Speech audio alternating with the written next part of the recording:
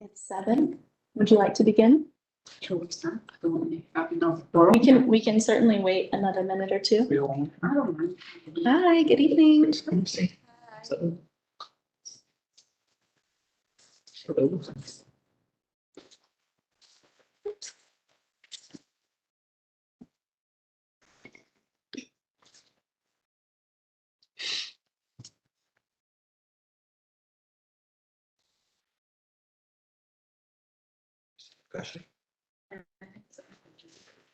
So yeah, I guess we can start, Grace, because I think it's only a question I want. Okay. The person of my own, You want? who's your sponsorship? Peter, no, then the student, please, no, I don't, it's his comment. Who's the person from Iowa? The intern. Yeah. No, she's gonna, Oh. he's gonna be with Oh, me. these are Yeah, he'll join remotely. Okay, so I'm gonna hit record and the EEC meeting is beginning at 7:01. Okay, well, everybody, welcome to the 22nd of July meeting of the Energy and Environment Commission. We are meeting in person at the Edina City Hall. But we have a participant remotely, which is your, Yes, the city's sustainability intern, Slutzy Jalamini, okay, calling in from Minneapolis. okay, thank you.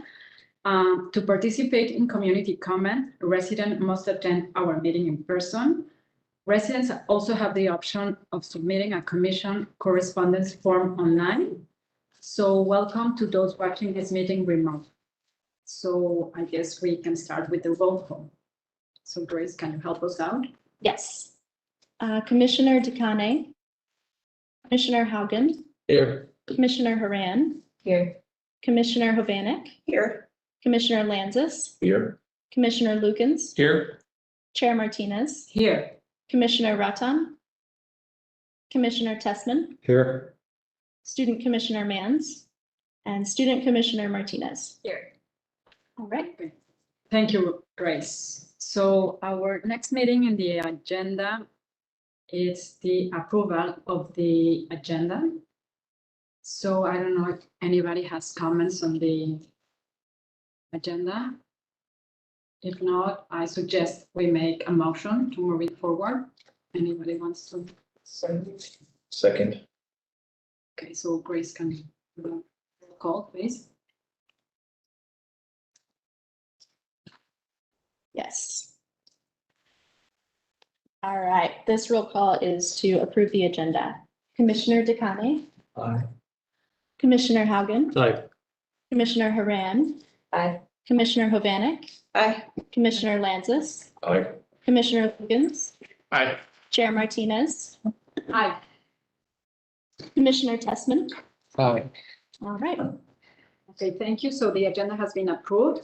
Our next item will be the approval of our last meeting in June. So does anybody have any comments on the minutes that were sent? If there's no comments, so can we make a motion? I can take. And I second. So Grace, can you do the roll call, please? Sure. And was that Commissioner Tessman that seconded? Or No, Oh, geez. Okay, great. All right. Commissioner DeCane, Aye. Commissioner Haugen, Aye. Commissioner Haran, Aye. Commissioner Hovanek, Aye. Commissioner Lanzis, Aye. Commissioner Lukens, Aye. Chair Martinez, Aye. Commissioner Tessman. Aye. All right. Great. Thank you, Grace. So our item number 5 has to do with the special recognition and presentation. And I believe Grace is going to do 2 presentations today regarding the Edina Environmental Performance Dashboard and the proposed Edina Sustainability Building Policy. Great. Yes. And I will invite first our sustainability intern, Slutzy Jalamini, who's joining us online tonight, to introduce the Environmental Performance Dashboard. So I'm going to go ahead and share my screen, and Slutzy, you should be able to unmute yourself.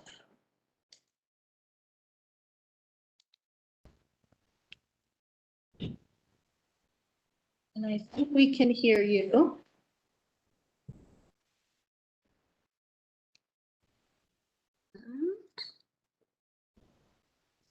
go full screen? Down, full screen. There we go. Okay. So let's see, take it away. Thank you, Grace. Good evening, everyone. And can you hear me okay? Yep. Yes. Okay, perfect. My name is Dlamini. I think I've joined this EEC once before, but in case you don't remember me, I've been working with Grace in the sustainability office for the past 2 months. And I'm excited to share with you guys this tool that I worked on. It has been live for a couple of weeks now, so maybe some of you have seen it, but maybe you have not. Either way, I'm going to share with you today. We can move on to the next slide, Grace. Thank you. So this is the Edina Environmental Performance Dashboard. And it's a reporting tool. So basically the city has plans that outline different climate change and sustainability goals. We have the comprehensive plan, we have the electricity action plan, and currently the city is developing a community informed climate action plan, and all those plans have sort of goals that the city is working towards. So this is a tool that will be really helpful in reporting those goals to the public and to everybody that lives in Edina. So the city does a greenhouse gas inventory. Currently happens every 3 years. And that inventory comes with scope 1 and scope 2 emissions, which basically means the greenhouse gas emissions that are related to operation of buildings and operation of vehicles, just operation of anything within the city's possession. There's scope 3 emissions, which include life cycle analysis. We do not track that, but so I had access to the greenhouse gas inventory that has these scope 1 and scope 2 emissions, and that's the data that I use to report. It's included in that reporting tool. So the importance of this tool, we need a reporting mechanism that is going to help us track and report our emissions.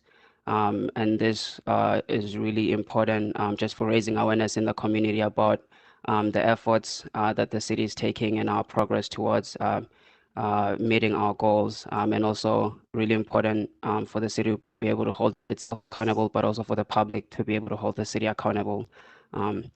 And it's really important for progress monitoring as we start to implement different goals. So as this climate action plan is getting finished and we start implementing different strategies that are in that climate action plan, this monitor progress, see what impact those different strategies that we're implementing are having on our emissions and our sustainability goals. And it's going to be a really helpful tool to aid in decision making, because we have all this data that's telling a story. So we can always look at it to support different decisions that the city or the sustainability office is proposing to the city.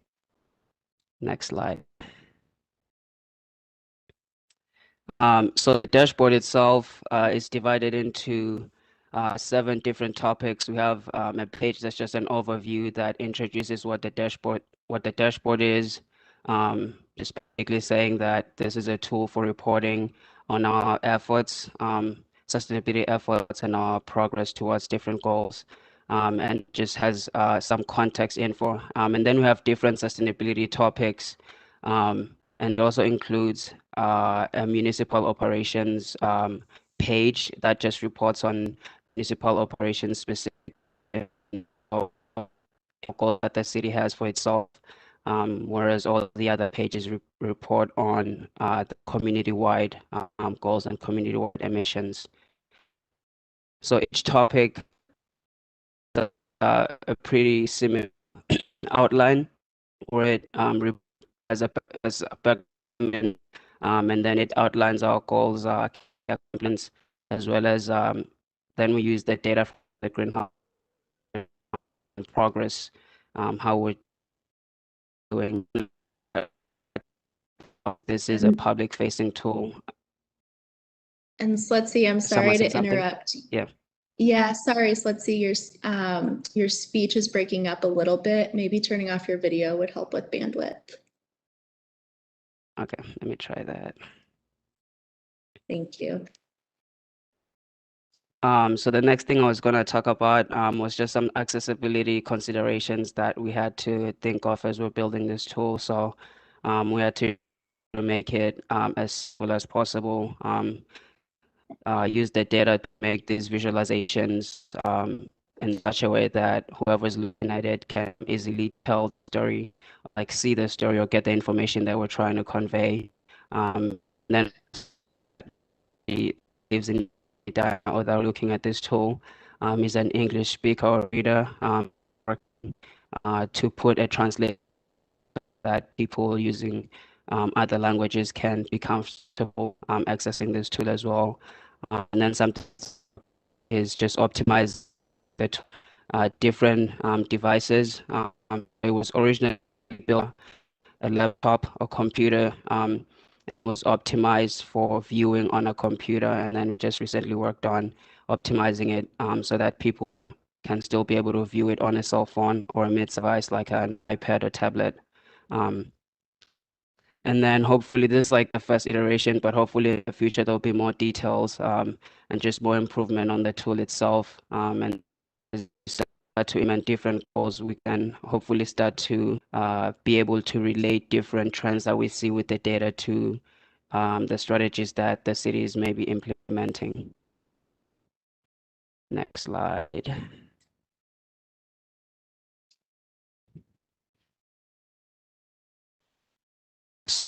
So the dashboard is housed under the city's website on the sustainability page. You can go on and you'll be able to access it. Grace, I think if you click on the picture itself, it should be able to take you to the dashboard. Yeah, let me see here.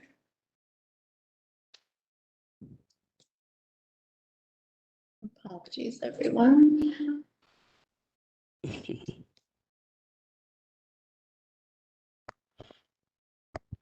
Okay, do you see that, Slutzy? It's a little slow on my side. I don't see anything yet. We see it on our side if you want to talk us through it. Okay. So yeah, I'm not seeing it, but I'll just try to remember what it looks like. And but I'm assuming this page right now, the overview page, that is the introduction to the tool and what it is. And up top you have 7 different topics. And if you can just click on one of them, Grace. Yeah, so I'm going to click on leading by example. Okay. So leading by example, that's the city-specific reporting. You will see this background information, just basically letting people know that the city has sustainability commitment within the organization as well, that we're trying to pursue. We have the same goal, I think, of 30% reduction by emission reduction 2025. Then as we move down, as we scroll down, you can start to see I think there should be some key accomplishments. So some Yep. things that the city has done and accomplished. And then as we move further down, that's when to use the data and some visuals. So there should be some charts on the reporting the data. And one of those charts on there, I think, is energy usage per square foot that we have for our buildings that are for the city's buildings that are benchmarked. So we how much energy each building is using, and then how much energy a building is using per square foot. And then just taking a look at those charts, like I said, we try to make them as easily understandable as possible. So, but by just taking a look at them, you can easily see the trends. And then we have some supporting text on the side that's kind of giving explanations of what the graphs of the charts. And yeah, I think that is it from my side. I'll open it up for questions if there are any.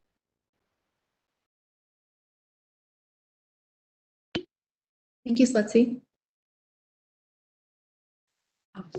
Grace, I have the chance to go through the for the page, and I really like it. It's a very good job. But my only question here is, how will this will change with the climate action plan? So like, I know he's working on that, but, and I know if it's, I guess it's public because I was able to go through it.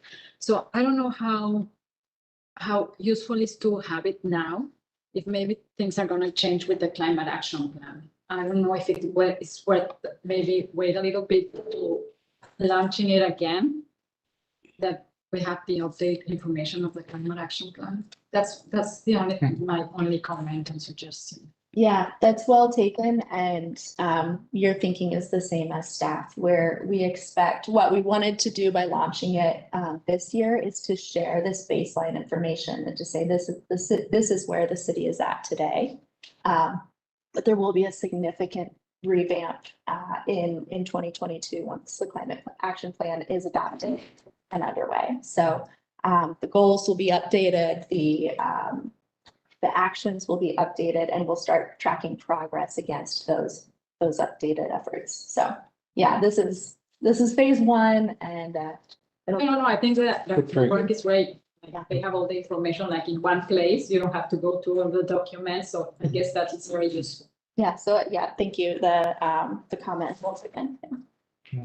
I was thinking something similar because dashboard in my brain, I thought this was like an active, real-time, ongoing, updated tool. Yeah. But it doesn't sound like that's the case. And I was curious as to if it was, whose responsibility is it to update it on an ongoing basis? Does it fall under your responsibility? This would be my responsibility. Yeah, so the expectation right now is, and this is open, but would be that there would be a revamp in 2022 to align it with the climate action plan. And then the city is going to be undertaking likely biannual greenhouse gas inventories. And so the last one was in 2019, so we would also conduct a new inventory for the year 2022. And that would put us on kind of that update cycle. So it's more of an annual performance Yeah, yeah. opposed to a real-time dashboard. Yeah, Okay. yeah. So Grace, can we use it like to do some tracking of the actions that are in the climate action plan? Yeah, right now it's focused on the greenhouse gas emissions, but that's because that's the goal we have. But our goals are becoming more ambitious and expanding with the cap. And so the dashboard can evolve to accommodate that. Was this developed with, did Slutsy work with a developer within the city, or is this all Slutsy's work? This is mostly Slutsy. Very- Yeah, Slutsy worked with our GIS. I team. was kind of hoping there would be a developer because that might solve some of our other communications items that we had to talk about, but nice work, Slutsy. House, yeah, so kudos for Slutsy. Thank you. Thank you. So does anybody have any comment? Grace, was that data around like the power usage at the different Edina locations, was that 2019 as well, or is that updated more regularly? That is updated on an annual basis because we report it as part of the city's building energy benchmarking program, but that was 2019 data to be in line with the rest of the dashboard. So that's part of also staff's plan is how do we iterate? You know, is it one big refresh every 2 years, or can certain pieces be updated on a more regular schedule? I think if there's data available, it'd be more beneficial to update it Yeah. when it's ready as opposed to waiting for it. I don't know what the effort is, Grace, on your end to refresh it, but if it's a 30 minutes once a quarter type of thing, it'd be kind of nice to have that in. Yeah, thank you.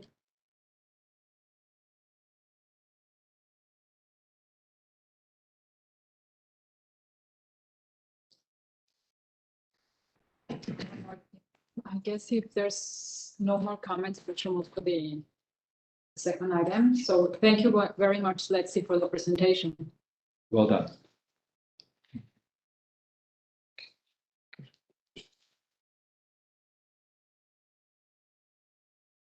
Yeah.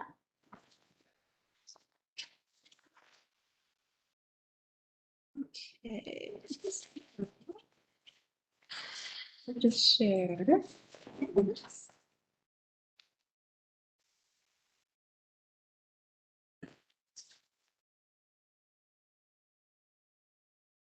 All right. Okay.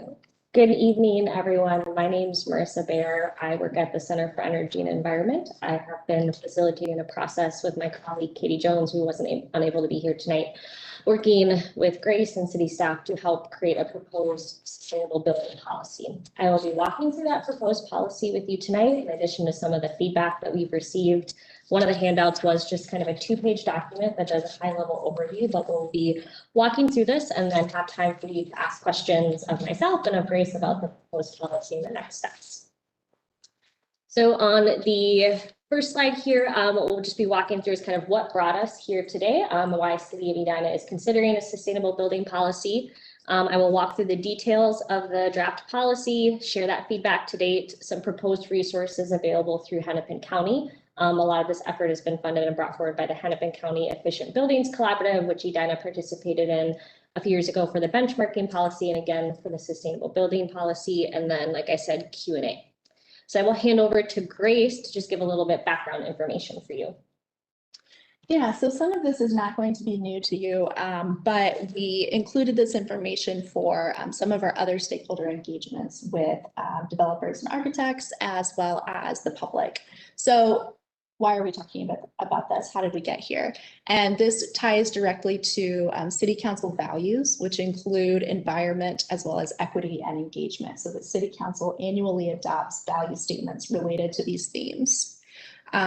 We also have, as you know, existing practices related to environmental management and sustainable buildings. So the city has a goal to reduce greenhouse gas emissions 30% by 2025. We partnered with Excel Energy through their Partners in Energy plan in 2016 to develop the city's electricity action plan. And in 2019, the city passed its efficient building benchmarking ordinance, which requires all buildings of 25,000 square feet or larger to report their energy use on an annual basis. I'll just mention that this electricity plan was especially eye-opening for the city. So this showed us that about half of all of our electricity use in the city is by commercial buildings, and 60% of that is by large buildings. And that is really what spurred this ordinance passage.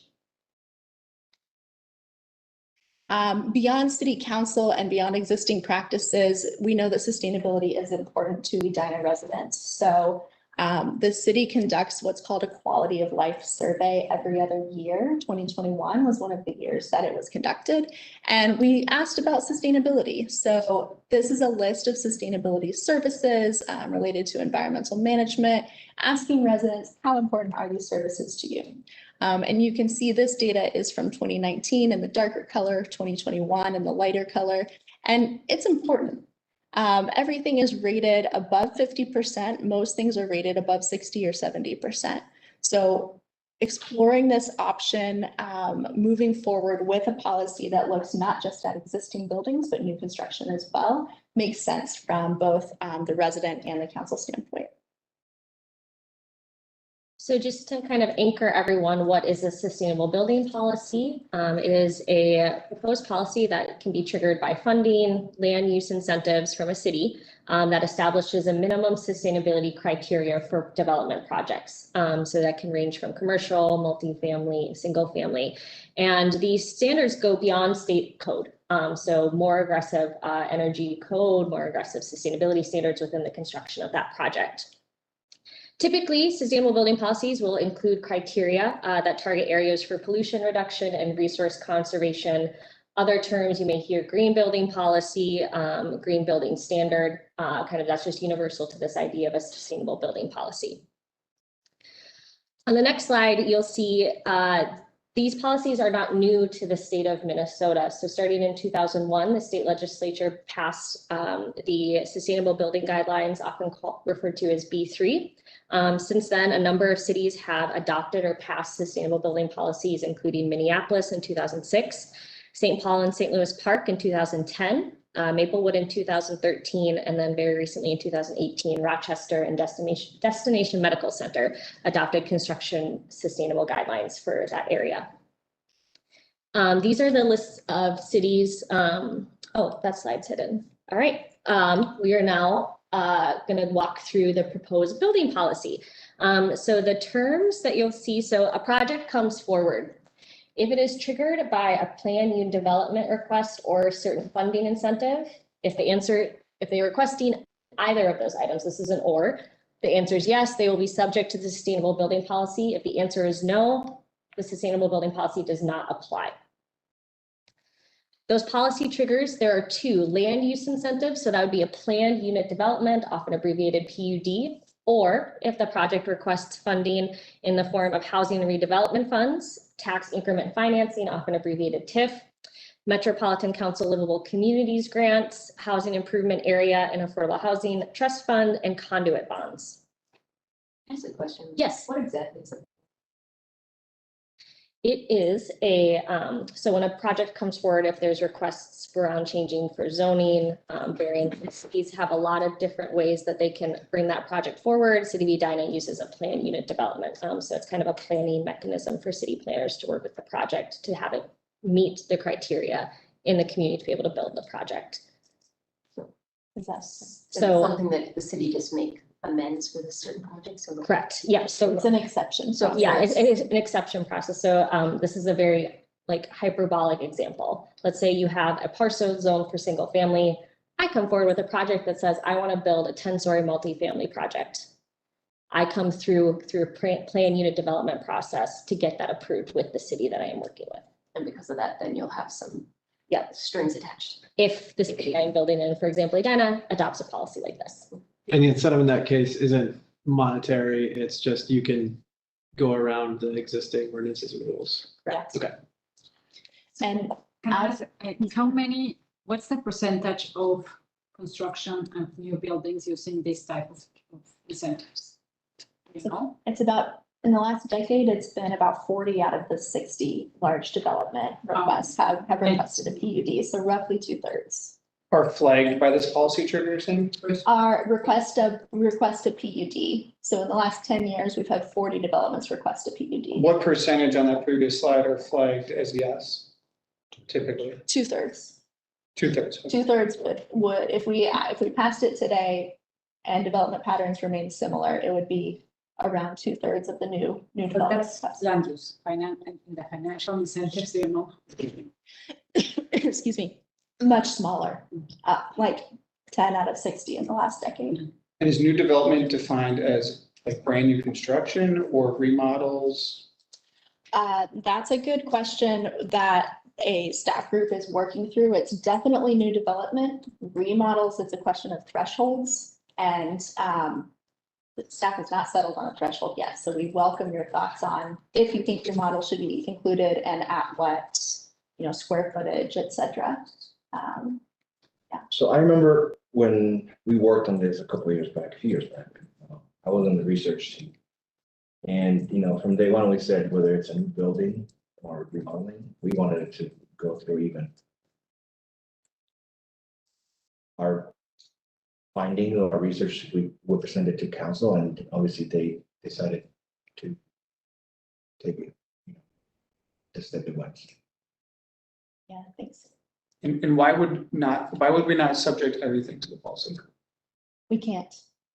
State law precludes cities from requiring more stringent codes on buildings than the state unless the building is requesting some kind of special treatment.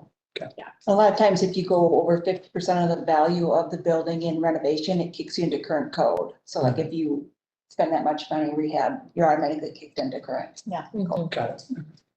It's a good point. One more quick one. So 40 out of the 60 requested a PUD and then 10 out of 60 received financial incentives. Is that an overlap number, a ballpark? So some got Let's both. say 45 out of 60 total. And so yeah. a few projects get both a PUD and financing. Yeah. And isn't PUD sometimes just to be able, not to change it to financial incentive, but just to change a zoning requirement? Yes. You Yeah. can change the setback, or you could Right. change the Mhm. density. Yeah, so these are good questions. And so that PUD piece, the planning unit development, is if a project comes forward and says, I don't need any of your money, I'm not requesting any funding, but I'm requesting a zoning change or some sort of change from the rules, they would be obligated. So it's kind of that catch-all of an or situation. Those are kind of the triggers. So if projects request one of these, they would be triggered to say, yes, you have to follow the sustainable building policy. On the next slide, so a sustainable building policy composes of two things. The first is a third-party green building rating system. You may have heard of LEED or B3. That is a third-party rating system. So a project would need to follow that. In addition, and Edina is one of the cities in this case, cities can choose to do additional requirements on that. So regardless of the rating system that you choose as a project developer, every project has to meet certain requirements because the city rating systems do vary in what they require when it comes to potentially energy or water efficiency. So they have different standards. They're all more aggressive than what code is, but they do vary a little bit.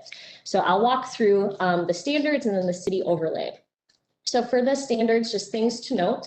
That these are third-party verified. So it reduces a burden for city staff to have to actually make that verification. They work with these third-party rating systems to receive that verification if they have built to that standard.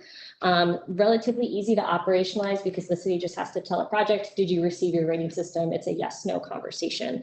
However, to note, there are some certifications that do take 12 months after the project has been completed to be able to verify certain building requirements because of things around operational savings. So that's just one thing to note. It wouldn't stop the project from moving forward because that's after, but just something to understand that it won't be immediate as the building is built. Yes, 100% we are confident.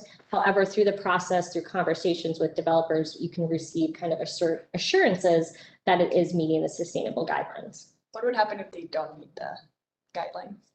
They wouldn't receive the verification from the third-party rating system. But then, like, if you already changed or gave, like, did the, like, accepted them from whatever they wanted or gave them the, like, the money or whatever they needed, what would happen? Would they just, like, have to, like, pay a fine or something, or? It depends on what benefit they're receiving. So if they're receiving TIF, tax increment financing, for instance, that comes in installments and the city can withhold an installment if they're not meeting their obligation. On the flip side, the city's current process for managing developments is we have we meet with the proposer, developer, architect at 0% when they're first applying, at 30% when they're designing the project, 60% when it's under construction, and then 90% when it's nearly complete. And so the idea is that we're having constant conversations and we know if things are not being met ahead of time, because it does get much stickier, much more painful to try to enforce on the back end. So we want to foresee those problems and we have foresee them ahead of time. And we, luckily the city has a pretty clear process already in place that we can plug into for that. Yeah, and just for context for the cities who are currently implementing this, it is very rare that a project doesn't follow or receive the certifications because of the ongoing communication and engagement with the project developers. So for the rating system options, the way the policy will be structured, so there are recommended best practice based on building type for the sustainability standard that a project could build to. So for example, in a commercial mixed use project, it's recommended that you go to LEED or B3 guidelines. However, the way the policy is set up is to give developers the option to choose based on building type, their expertise, their preference. There are developers who are experts in building LEED projects. They want to build everything to that. Maybe they specialize in Green Star. So giving the options for developers to choose that rating system, as well as allowing within the policy to identify other rating systems as approved. There are developers who may choose to build to net zero because that's the project and the type of expertise that they have. So really giving the developers the flexibility to choose what would work best for their project and their expertise. Sorry, I have a question. So yes, the B3 guidelines, are those the ones you mentioned that were passed like by the state legislature, right? Yeah, so in B3, the guidelines set in 2001 passed by a state legislature. So they're Minnesota kind of custom based. I'm not going to remember the acronym. CSBR out of the University of Minnesota is kind of the program evaluator and implementer for those standards. So are like all buildings supposed to be meeting those standards, or is it just like a few that are? State buildings. So if you are the state of Minnesota and you are building a public building and funded with bonding, you have to build to B3 guidelines. Thank you. So what about single family homes? So there's some questions about, how many projects would hit this. As you all are familiar with, there is a lot of just single family construction in Edina. The way that a single family home may trigger this policy is if that single family home requests a PUD or they request public funding. That is fairly rare for a, scattered site, maybe one single family home construction. The most likely scenario for single family construction is going to be whether it is an affordable townhome development, so larger than just one home being built, or potentially some sort of subdivision development happens and they request a PUD. So kind of key takeaway, when we were facilitating with staff conversation, we spent at least just an hour and a half just focused on single family conversation. And kind of the big key takeaway is that the policy will not have a large effect on single family development because they're not requesting those PUDs or that funding requirement. And now for the Edina overlay. So again, this would be regardless of the rating system chosen by the developer, all projects would have to follow these overlay rules. The first is around criteria for predicted greenhouse gas emissions. Projects would have to calculate and report on their greenhouse gas emissions from their project. Electric vehicle charging capability, if parking is included as part of the project development, includes installing conduit, as well as reserving a number of parking spaces towards charging stations. And then you'll see kind of how we organize the slide for electric appliance capability separate from that. This was a conversation that myself and my colleague Katie had with Grace after we had done some initial engagement with policy development. I'm gonna wait for that. Noise interruption. So the reason that's kind of just a little bit separate here is I do want to note that you are the first group that, after some conversations with Grace around electrification, we added this in. So you are the first one seeing this. We have not received direct feedback on this piece. But part of the background, and Grace, I'll hand off to you to chime in here as well, is just around understanding that electric sources for appliances equipment have a lower greenhouse gas footprint than natural gas or other equipment. So that's around space heating, hot water heating, and cooking. And the rules around where it is cost effective. So if they are able to pencil out that there is a cost benefit and a payback period for choosing electric equipment versus natural gas equipment. Yeah, and I'll just mention that this is in line for those of you that are on the climate action plan team. You're aware that this is in line with what some of the emerging actions there around electrification and moving away from natural gas fueled items. And so that's the big reason, is that we didn't want to pass a policy that was immediately out of date. So that's why we're adding it in. And we, like Marissa mentioned, this was a late addition, so it was not something that was put forward to the public prior to this meeting, but it is coming to you and it will go to the Planning Commission next week. So we welcome your input on that as a requirement. I think that's really smart. I think that's something that should be happening across the board. I think we have cold climate heat pumps that are capable of delivering heat down to 10 degrees Fahrenheit, even 0 degrees Fahrenheit. That technology just keeps improving. There's induction stoves. I think I'd like to see this be a little bit stronger. I think any developer could probably put a spreadsheet together that makes gas more cost effective. And so I think the definition of cost effective, including first cost, including fuel changes, including fuel cost increase potential, for gas, for electric, I think that needs to all be factored in. Not really sure what SB 2030 guidelines are, but that is. SB 2030 is sustainable building standards to reduce greenhouse gas emissions by 2030. So it's what it ties back to that B3 guidelines. So B3 guidelines, as state buildings will be built to meet the statewide climate goals that have been set. So it's just an energy standard that's much more aggressive. For Minnesota. For Minnesota, okay. Yeah. And that's from the state? Yeah. Okay, thanks. So one question, so the way it is written, so if the constructor has do this cost-effective analysis and gas is cheaper, he won't need to do this. So is there any way that we can, I don't know, this is for Grace maybe, that we don't give the option, like, because we don't want to give the option. The building's going to be up for longer than 15 years, and all that equipment is a 15-year or longer, especially an electric or a heat pump water heater. Those will last longer if they're cared for on an intentional basis. So I think it's got to be in line with the life of the equipment. Induction stove could last 40 years. Yeah, like, yeah. like leapfrog, something like that, Yeah. you know, because maybe a building built now, okay, they can use gas, but if we think that the building will be there for 40, 50 years, you want to maybe leapfrog and just go directly to. I think you'll get more response from developers than you think, because typically in a multifamily, when you have a central boiler heat, the landlord pays. You've got individual electric systems, then the tenant pays. So then you have to worry about crossing that bridge of making things inequitable for low income. Because then you're putting more of the burden on the tenant to pay than the landlord. So it's kind of a Mhm. careful slippery slope to go down. You always pay in a minute. The other element of this on a construction, from a construction standpoint, is if you eliminate gas in a building, you eliminate an entire discipline, entire trade from that project. That cost of savings need to be factored in too. And that's another reason to do that, because then you're Which just hiring electricians. What do you? Well, if you're not piping gas to every single kitchen in a multifamily building, you don't have to buy the pipe, you don't have to install it, you don't have to pressure test it. It's just an electrician running a 40 amp circuit right next to all the other ones in the kitchen. I'll have to double check. I think if I'm remembering correctly, St. Paul and St. Louis Park currently do not have any electrification requirements in their policies.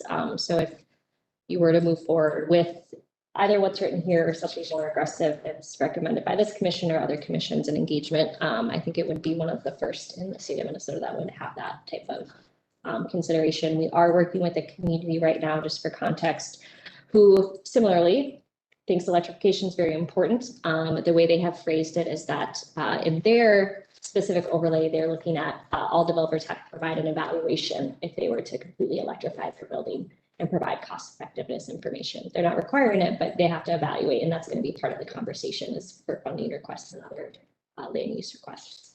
There's also combustion of natural gas indoors and the effect that has on air quality. And if these are, especially if these are affordable units, there's equity issues there. So, I mean, there's a litany of reasons why electrification needs to be considered very strongly. And I think in this case, I'd like to see this be as strong as possible, because it's not going to change whether a developer puts a project in Edina or not. If you look at Cass County, Fargo area, they did that for a long time, and the co-op subsidized a lot of it. So you'd have 2 electrical meters in every building. One would be for the heat, and everything would be everything else. And then the Cass County supplemented the heat for, I don't know, however many years of the program. And then the tenant just paid their typical electrical costs. I don't know how effective that has been long-term, but that would be a good. Can you say the community one more time? Fargo, Cass County.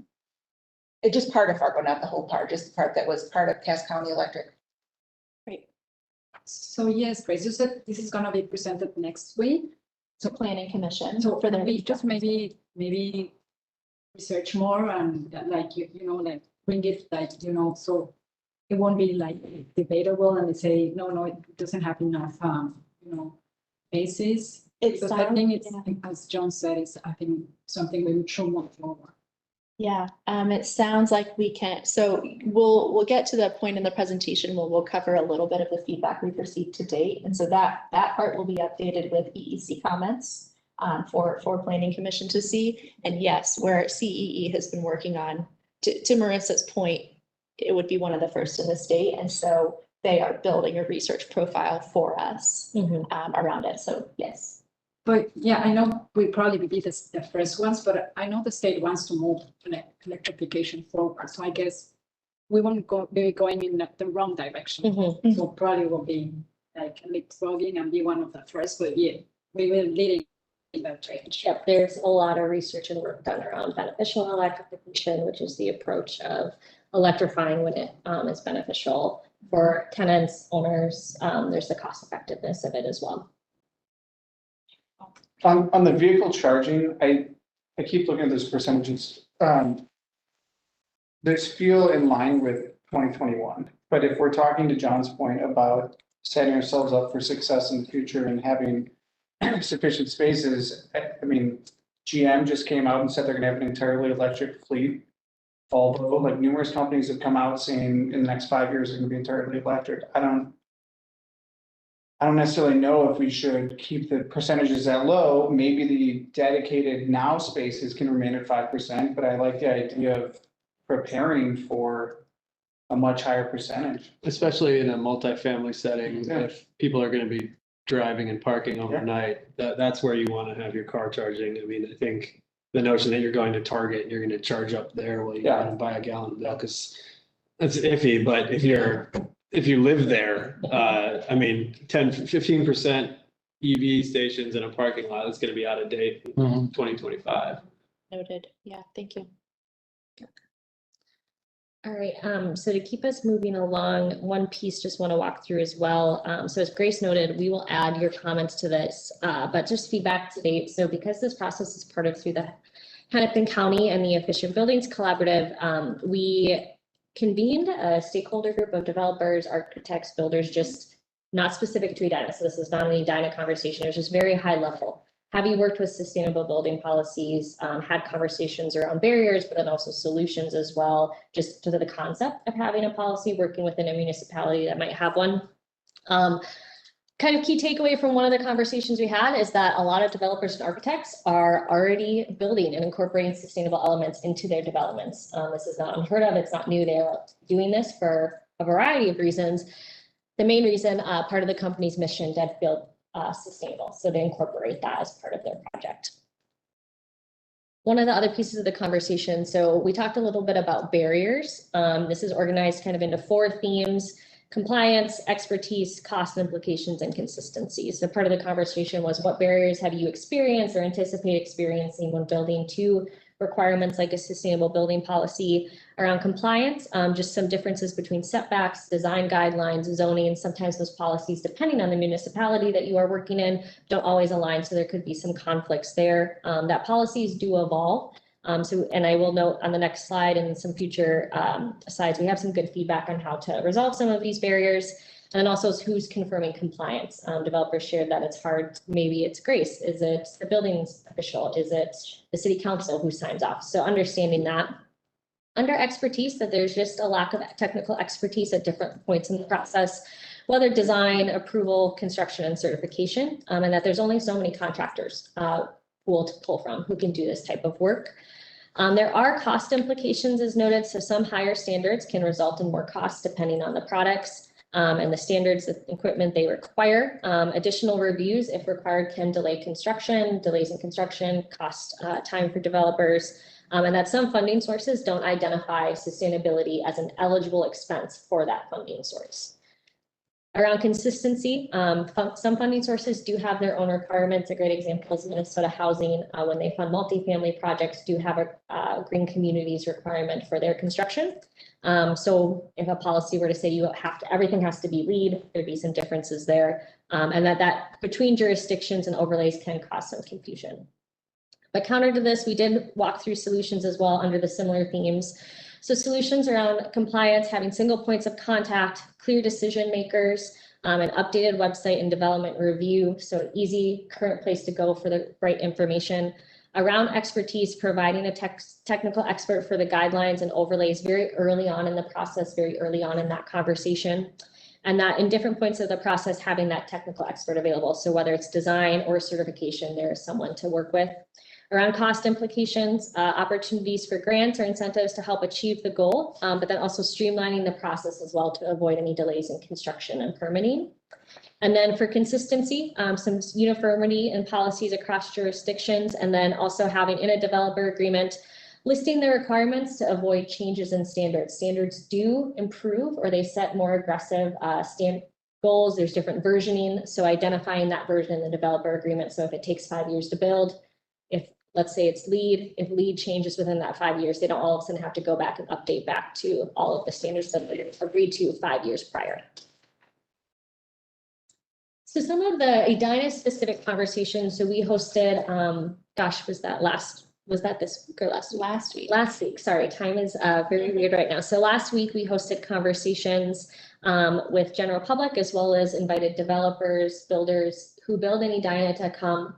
Similar presentation, but gathered some of their feedback. So this is a summary of that.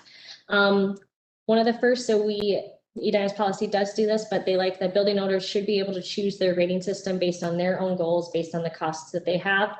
That bringing in that third-party rating system takes that risk and liability off of their own teams. It puts the onus back onto that rating system, and that there's still that need for the technical expert for questions. Important to be able to tell the story of the sustainable building policy through case studies.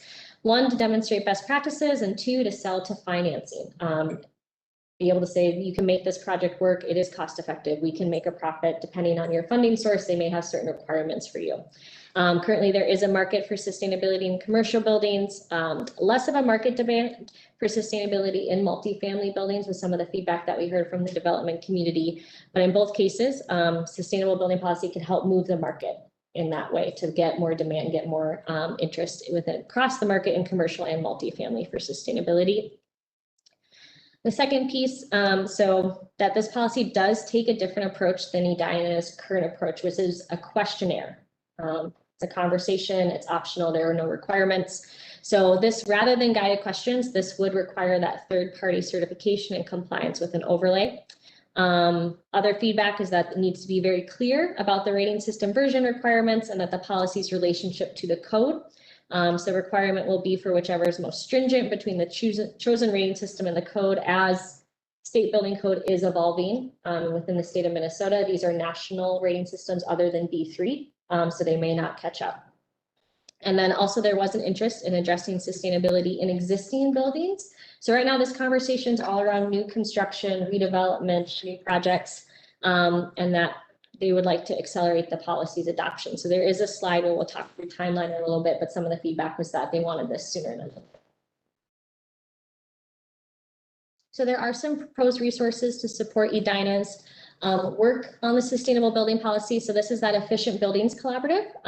This was formed by Hennepin County initially to standardize process for benchmarking policies, that there's opportunities for shared resources, tools for implementation, makes economically feasible, noting that not all cities have the capacity, the funding, the staff to be able to do this type of work. So Edina did participate in the Efficient Buildings Collaborative for the benchmarking policies. So this would be a very similar setup for sustainable building. As part of the collaborative, as noted, they recognize small to mid-sized cities often lack that capacity. So the purpose would be to expand the resources then to cities like Edina or others who would like to opt in to develop and implement sustainable building policies. And these resources would be available through a joint powers agreement. So it'd have to be executed between the city and the county to be able to take advantage of that. These resources are in progress. So one of the first pieces was just a policy guide that was put together for Hennepin County. And right now is the how, working on implementation resources. So there's an RFP that will be going out to find a vendor to be that technical expert, to be that single point of contact, to be able to provide a handful of resources for cities. On the next slide, you'll see kind of the buckets of how those are organized. Oh, sorry, one more slide. Sorry. I'm progressing on my screen and I'm realizing that you're not seeing that. So sustainable building activities. So a vendor will be contracted to provide resources to cities who are interested around policy requirement education. So that includes staff and developers to just educate about the policy. Technical assistance for that developer to be that technical expert for the different rating systems, to be able to provide compliance tracking and certification as needed, and then reporting as well. As you kind of saw earlier in the conversation around the performance dashboard, reporting on projects, progress is very important. If this policy moves forward as it currently written, that predicted greenhouse and actual greenhouse gas emissions would be part of that reporting requirement. So an opportunity to be able to contract if that type of service is needed. The timeline for all of this work. So right now we're having conversations with stakeholders like the EEC. We will be going to the Planning Commission next week. In October 2021 is the plan for the proposal to go to the City Council. In Q4 of 2021, so later this year, that implementation vendor would be contracted to provide resources to Edina to help implement the sustainable building policy. And then around July 1st, 2022 is when the policy would go into effect, noting that only development projects that start after that July 1st date would be subject to the sustainable building policy. So if, let's say, a project is in conversation and submitted a proposal to the city today, they would not be subject to that policy because it's not adopted. It would go in effect July 1st, 2022. And why was that date chosen? To give developers a runway.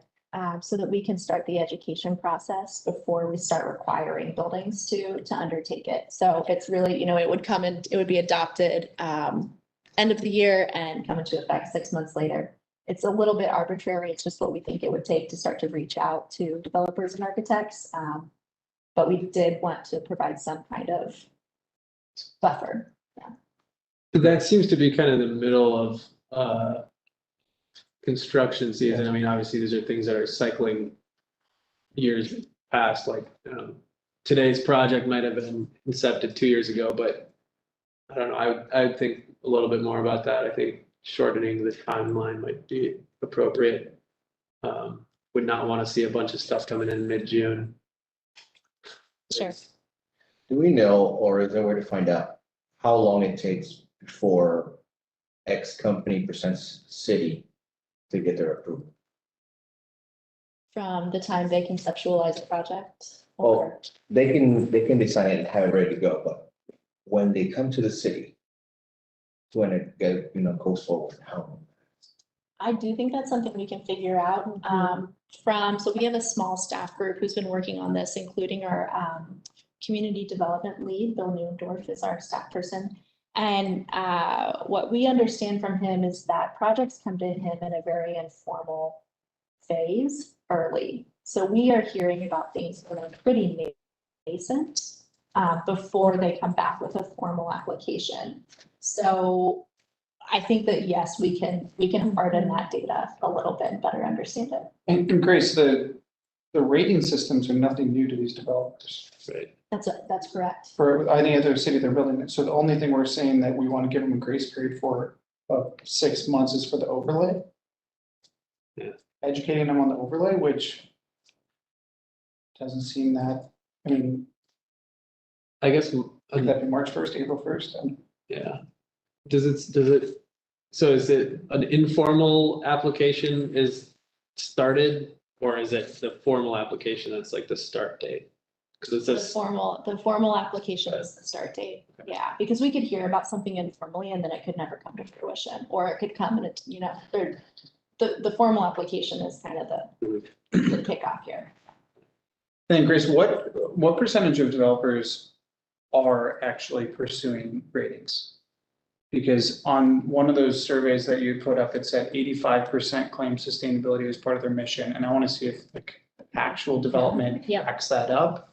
I'm guessing it doesn't. Yeah. only under 85. And I'll say But a lot of. 85% of the developers we talked to. So there's a group about 20 to 25 or so that we engaged. So this is not all developers in the state of Minnesota. This was only those who were part of this conversation. To talk about sustainability. Yeah, to talk about sustainability. Some of which who came forward and were very frank saying, we don't build the sustainability. We don't want you to do this. We don't like it. So it wasn't all, we didn't, reach out to only developers who we knew built sustainability. We didn't only reach out to developers who we thought would be positive. We kind of cast a wide net for folks to get feedback because it is important to have the criticism and those, critical thought of those who may challenge a policy like this. But I think maybe one of the questions and something we could look into is potentially just the number of projects in the state of Minnesota that have either received LEED certification or other certifications through those third-party rating systems, because the benefit is that with that third-party rating system, there's some sort of tracking there. But there are potentially very much buildings that have been built to LEED, but they didn't pursue the certification for whatever reason.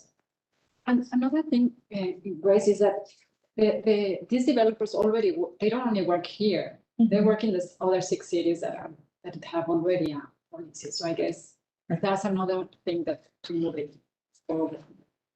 Hennepin County has some already in place, whether you're in the city or they still have to stick to the county guidelines.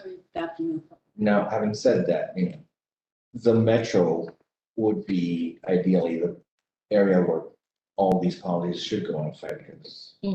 Out in rural areas. So it should really be mostly, something relevant here in the Twin Cities. Yeah, thanks, Beata. I think we also have the luxury of being in an inner ring suburb in a pretty convenient location for a lot of everyone in the Twin Cities area. So it's not like developing here is all of a sudden going to be more difficult or less attractive.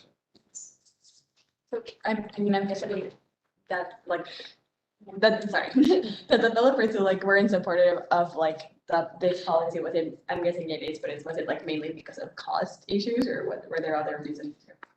There's a variety of reasons that a developer may say, we don't want to do this. It can range from cost implications. They perceive that it's going to cost too much. So they show right now that building to sustainable rating systems, about 1 to 2% cost increase on a total development project. There are organizations or developers who may not want to do the policy because they don't think the city should get to dictate that type of information. But I will note, so St. Louis Park, St. Paul have been implementing these policies for the past 10 plus years. So projects that meet their funding, so their funding cutoff, they don't currently use planning and development. They're strictly only funding requests. In St. Louis Park, I believe most projects is $200,000 or more. So a great example is the Weston area is a TIF district. Buildings there, they're getting TIF money. All of those projects are built to their sustainable green standard. Similar to City of St. Paul, projects that are receiving $200,000 or more are receiving and having to build to their sustainability standards. So it is happening in the Twin Cities. On this, as I mentioned, not new, but what I can pull, I can work with my colleagues and my team to see, we can look at just number of projects received official rating systems in the state of Minnesota as we're able to gather that information and get a little more concrete numbers, maybe just around St. Louis Park and St. Paul, of the number of projects that have been built and have adhered to their sustainable building policy in the past 10 years. So if a developer kind of opts out at the beginning of the development, can they join later? Like, let's say, what is the policy for that? Like if a developer kind of says they don't want to be involved in those policies and later on decide on. Well, so that would be up to the city of Edina to choose. Is there, so let's say you request a plan unit development, you have to follow the sustainable building policy as adopted. Does the city of Edina want to choose a waiver and opt-out process, or the developer through education knows they have to follow this? So if they brought the policy, if they brought their project forward, they know they're going to have to follow it. So it could potentially just have developers be like, we're not going to build in this community. We haven't seen that trend happen in St. Louis Park or St. Paul. I'm sure at a very small scale, but a lot of the feedback we had in the conversations, high level with Hennepin County, and then even specific to City of Edina, was all very positive. A lot of it was just around, when is this going to happen? Who do we talk to? Can you be more explicit here? Is it going to be in our developer agreement? There wasn't a lot of pushback at all. And developers who choose to do like get the incentive for PUD still get the incentive for tax increment if they want to go forward with that. Yep. Yeah. So if they're going to request that PUD or tax increment financing or other incentive, they're making that request to the city. So as they make that request, the city's request back to them is you have to follow the sustainable building policy. So developers can say no, like we don't want to do it. And then the situation, and Grace, please chime in here, would be like, well, then you can't build your project. Yeah, I think the option, if a developer did not, said that they would not abide, then either the benefit would be removed, they would not be granted a PUD, or they would not be, the city would not support an application for public funding. Or the planning commission who makes a recommendation for council on all developments could decline to make that recommendation. So there are kind of two pathways. They could opt out by saying, okay, then we don't want any support from the city, or the project would be denied or withdrawn. And if they request the TIF funding, same process. But what is their timeline? Like, let's say. So all of these triggers, Marissa, correct me if I'm wrong, all of these triggers happen at the start of a project. Yep. So they are part of the project application and approval process before anything gets agreed on or built or sold. Yeah. Correct. Yeah. And I think something, Grace, you had mentioned, a lot of conversations happen very early on and informally. So developers will call a city and say, hey, I'm looking at this site. What can you tell me about it? By the way, I'm interested in this. What do I need to know? And that's the point where part of the education for staff who are getting those phone calls can say, yep, and by the way, you're requesting TIF. You're going to have to follow the sustainable building policy. And here's the information on that. So conversations can happen very early on. But yeah, it's at that formal submission when they say we are requesting public financing. And then also as part of our project, we'd be requesting PUD. So in the cities that like already have this policy in place, have there been like a significant number of developers who like opted out once they find out about the sustainable policy? No. Not really. There's a little bit sometimes feedback in terms of like, are you sure? But if they've been around for 10 plus years now, they were both adopted in 2010. So it's just been, developers now know, once they build in St. Paul, they're like, okay, we know we have to follow this when we do our next project in St. Paul. It's just kind of been, because of the benefit of having it around, it's been operationalized, it's second nature, it's just part of the standard process, which is part of through the conversation with city staff to make sure if Edina does adopt the policy, it's very simple. It's not an additional burden. It doesn't all of a sudden go down a completely different conversation. You're still talking to the same people. It's just, this is now part of the conversation. And I am not saying you have to read the 30-page report that's in your agenda packet, but I do think that we have some anecdotes from St. Paul and St. Louis Park speaking to that very question, that they have not seen reduced development since this has been implemented. So we don't see that trend. We don't see developers opting out. Have St. Louis Park or St. Paul quantified what carbon emission reduction they think they can tie to having this in place for 10 years? I mean, I know we're saying, obviously it's going to help, but I'm just wondering to what extent do we think it could help? We're at 8% of 30% and we're trying to get there in 4 years. Yeah. Like, is this going to give us a sizable jump on that, or? I'm not sure that they have that, and that is one of the big pushes for these case studies, is that we do actually want to formally collect data on what does it look like to build a building to existing state energy code, and what does that building look like when it's LEED certified? What's the delta in energy savings? So I think maybe, Marissa, that's something that Center for Energy and Environment, it's the kind of thing they research. But I think you've been coming up a little empty on that one. So yeah, and it's really tough because every project is so different in terms of the size, even the building envelope itself, the interior, how it's constructed, the square footage, the construction is just so much variable, which is pretty tough. But we are working to try and find not only the environmental impact, but then also the cost impact as well, as Grace alluded to. And this was something as part of our feedback, is having those case studies to say, okay, or say you built this project, you built to LEED sustainability standard. Here is the cost impact on, no sustainability standard, it would have cost you 1.1 million. With sustainability standard, you spent 1.2. So be able to understand without and with sustainability standard how much it would cost, and then also those with Edina's overlay has that predicted, calculated, and reported greenhouse gas emissions. So then I can also share the greenhouse gas emissions of my building as well. The tough thing with new development is you take something like down at Wooddale and Valley View, and you take a small commercial building, you raise it, and then you build, 30 apartments, you're actually increasing your net emission. So that's going to be a tough one to figure out.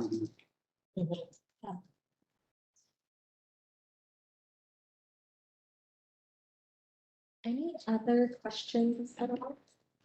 I'm curious about your organization. Yes. I've heard of the Center of Energy. Yeah. So what are you all about? And how do you stay involved in this process? So Okay. Center for Energy Environment, CE, is a nonprofit organization based out of Minneapolis. We also have an office in St. Paul. We are fairly large nonprofit. We have just over, I think 160 employees now. We do a wide variety of work. So the work that I do is around kind of consulting, if you will. So working with cities, counties, other nonprofit organizations. We do energy action planning, climate action planning, policy development. So we helped do a lot of work around benchmarking ordinances, are now doing work around sustainable building standards. There's a lot of other folks at our organization. We do research. So a lot of research around cold climate, air source heat pumps. We have a staff dedicated to that, other emerging technology. We have a policy team, a lending team, and then a program implementation team. So we implement programs on behalf of utilities across the state. And the city of Edina works with Center for Energy and Environment in two capacities already. One, we partner with them to provide the home energy squad visits to homes, the energy audits for residents.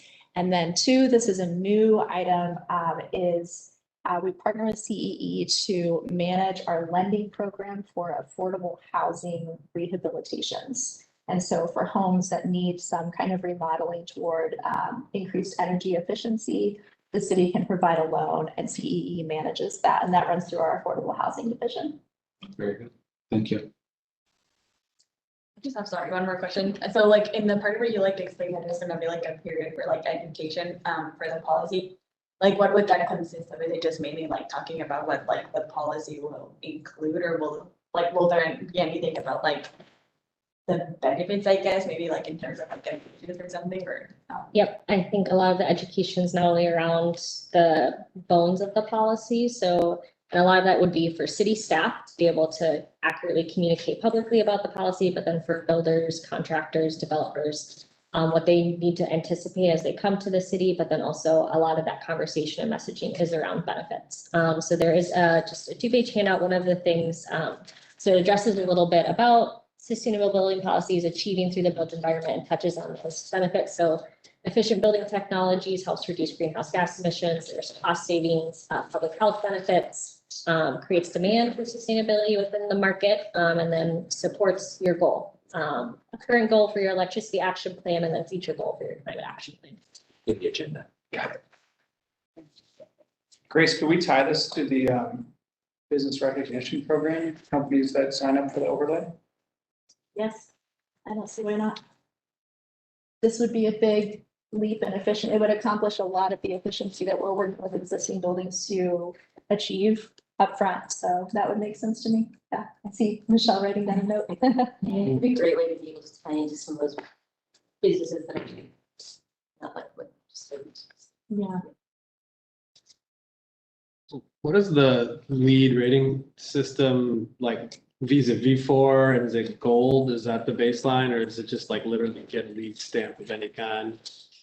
I think it's kind of, it can be, it's bronze, gold, silver, platinum. I think it's like Right, the like a given. catch-all. I think the way the policy is structured right now would be if they wanted to build the lead bronze, that counts. I think kind of best practice recommendation for part of a guide that we put together is lead silver. It's like the,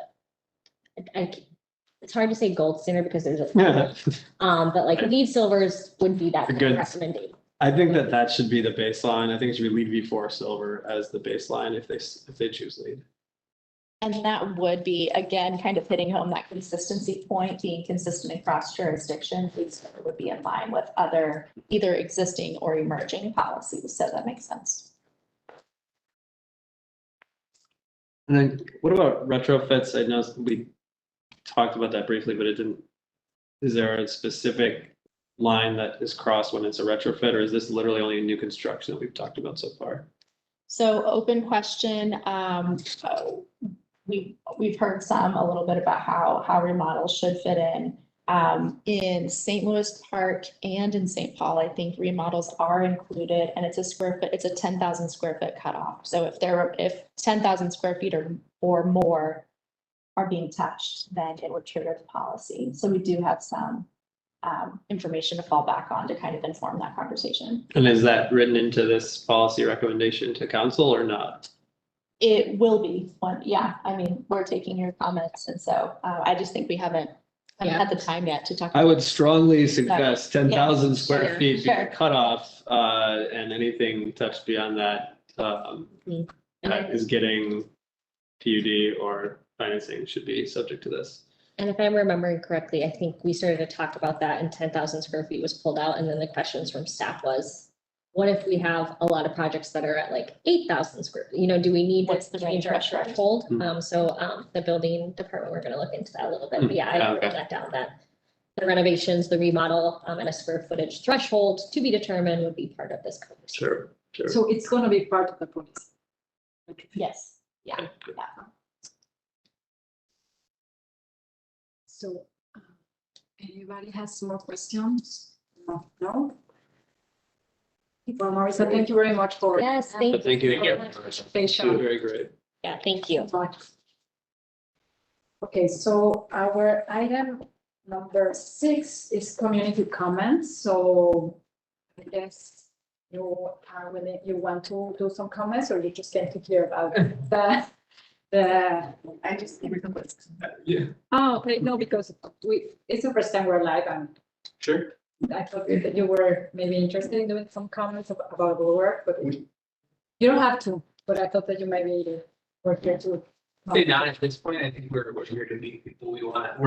We all work for different companies that supply construction materials to construction projects. And so we actually have heard a number of things what you guys are doing, and mostly just want to meet afterwards and find ways that we could partner with you guys with what we do, where we don't have any facilities in Edina, but we supply a lot of products that we can. We kind of want to figure out if there's a partnership opportunity with that. Okay, Yeah, perfect. and the part of sustainability is very important for us. Want to make sure that, we understand what the city of Edina is looking for, sustainability, that we could meet our requirements future. Okay, perfect. Well, thank you for being here. Thank you. I will go for advice and I'll be coming to the planning commission. You have another. Okay, So- well, thank So you. Chair, we do need to have a motion and a second to close community comment. Okay, Seconded. okay. Well, can you do the roll call in your eyes? Yes, yes. All right, Commissioner DeCane, Aye. Commissioner Haugen, Aye. Commissioner Haran, Aye. Commissioner Havanek, Aye. Commissioner Lanzus. Aye. Commissioner Lukens. Aye. Chair Martinez, Aye. Commissioner Tessman. Aye. All right. Okay, well, thank you, Grace. So item number 7 will be the revising the current work plan. So I'm going to start with the climate action plan, which is our first item. I'm going to try to go with this because we still have a long agenda. So the last meeting we met in June. So after that meeting, we had 2 more meetings with the planning commission, with the climate action work group. In those, in the first meeting, which was, I think, the 3rd meeting for the planning team, we were given a big data set of actions from the consultant. And what each subgroup needed to do was to look for those data sets and choose actions that eventually will be discussed, that will eventually we discuss in our meeting.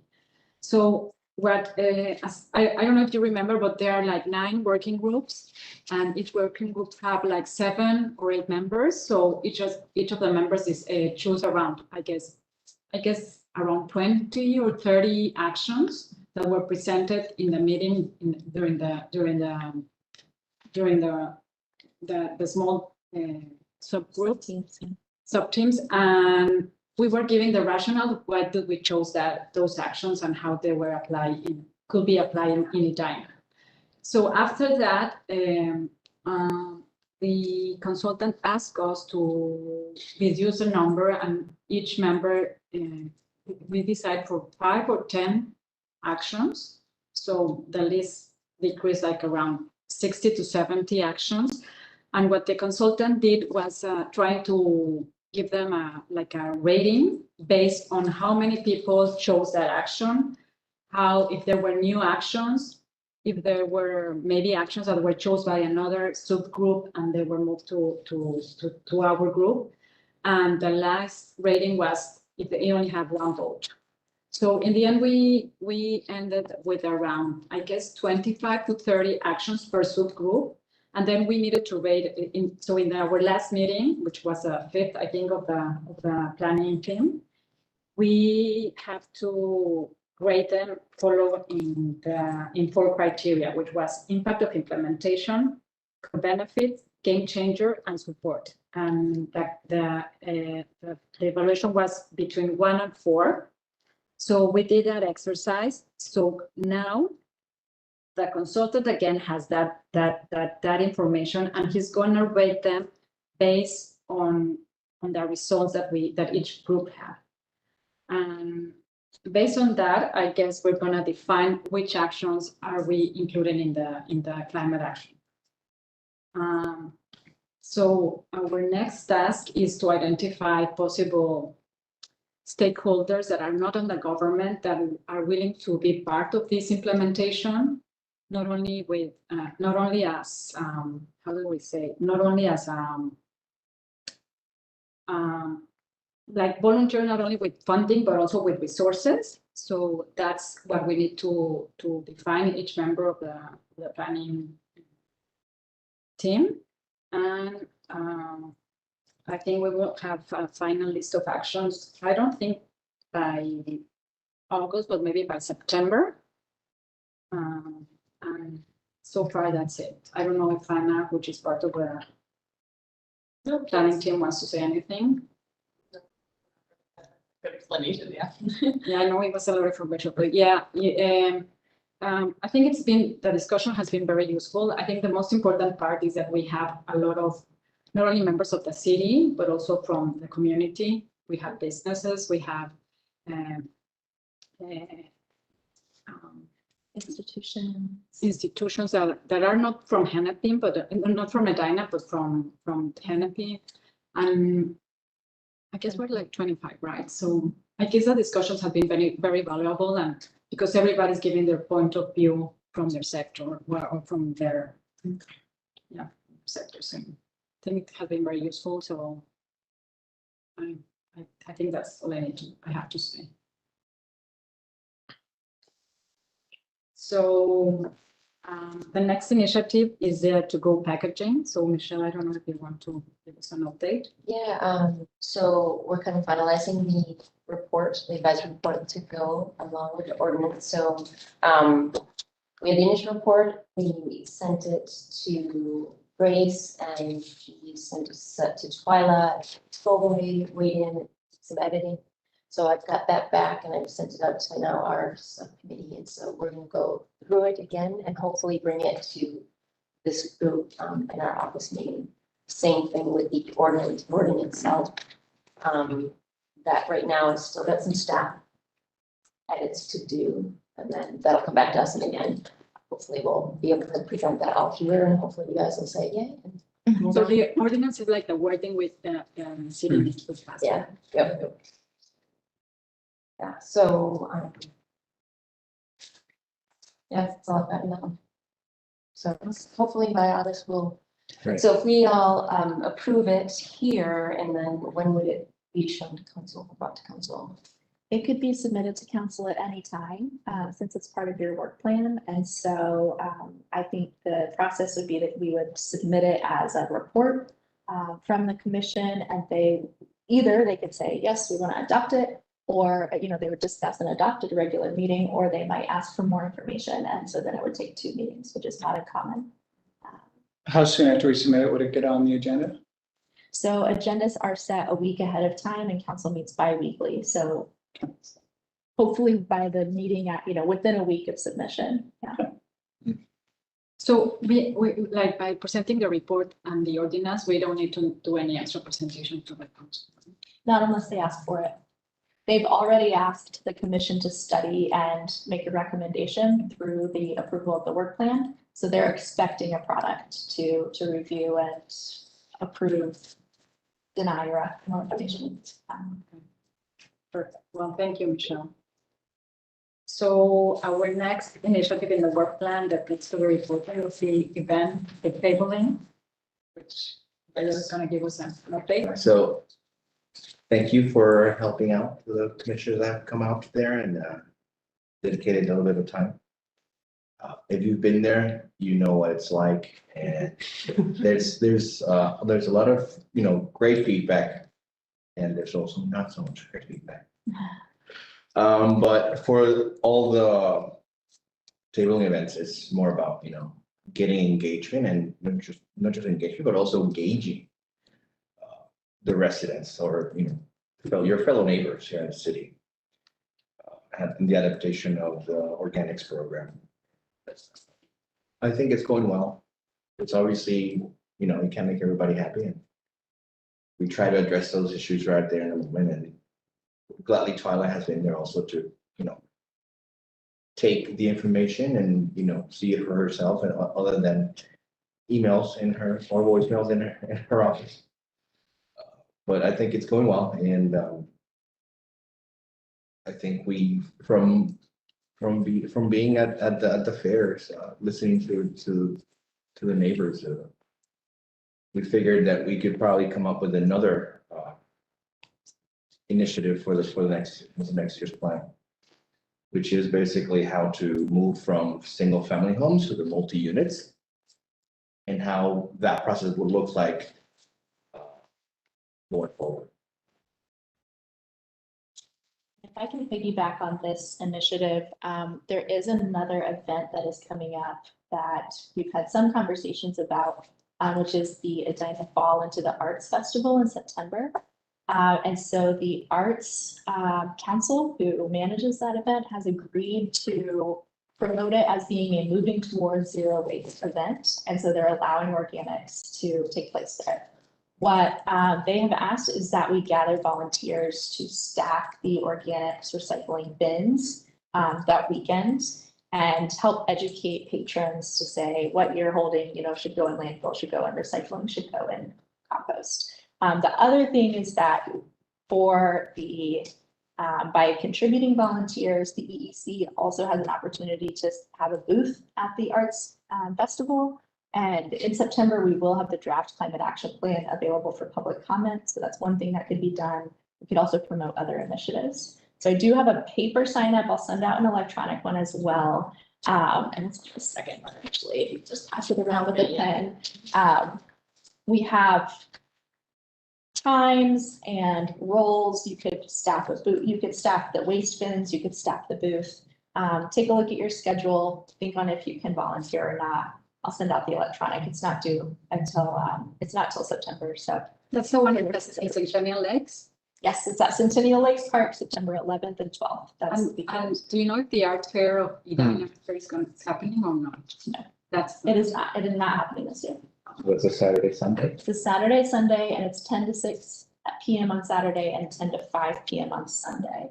Please, one suggestion. Yeah, you could, yes. I want to make one suggestion on the tabling. So I think right now, and I understand it's very focused on organic, and I do understand that, but if we want to promote other initiatives, I think we need to do it, I guess, separately, because I was with them. And I understand because it's Twilight's job and she wants to promote it, and it's really like organic, and I will feel bad if we arrive and then, now we're going to promote this and this, because I know she's doing a lot of work trying to bring this program together and to move it forward. So I think we can do that, but we also should think in a way that as a commission, we have our own vote to promote, the different initiatives that we have in the proposal of the work plan 2022 or the climate action plan, as you're proposing for this new event. Sure. Yeah, I can check into what it is. You have your own booth. Yeah.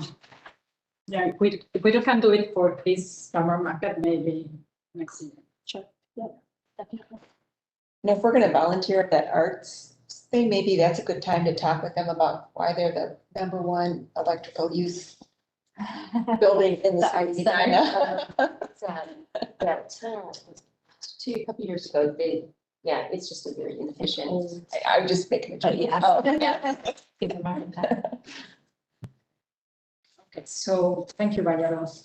So the next initiative on the work plan is initiative number 5. We have to do with the Green Business Recognition Program. So Michelle, do you want to give us an update? Yeah, so we have 3 new members, community members, volunteers that I need to get a pace. So do I just say their name and super formal?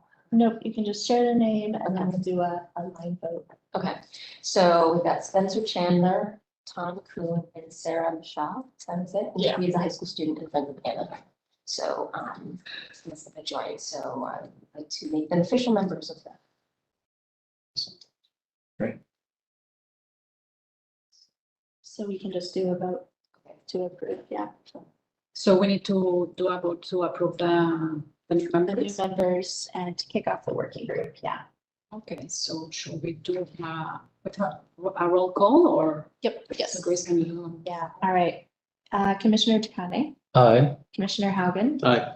Commissioner Haran. Aye. Commissioner Hovanek, Aye. Commissioner Lanzis. Aye.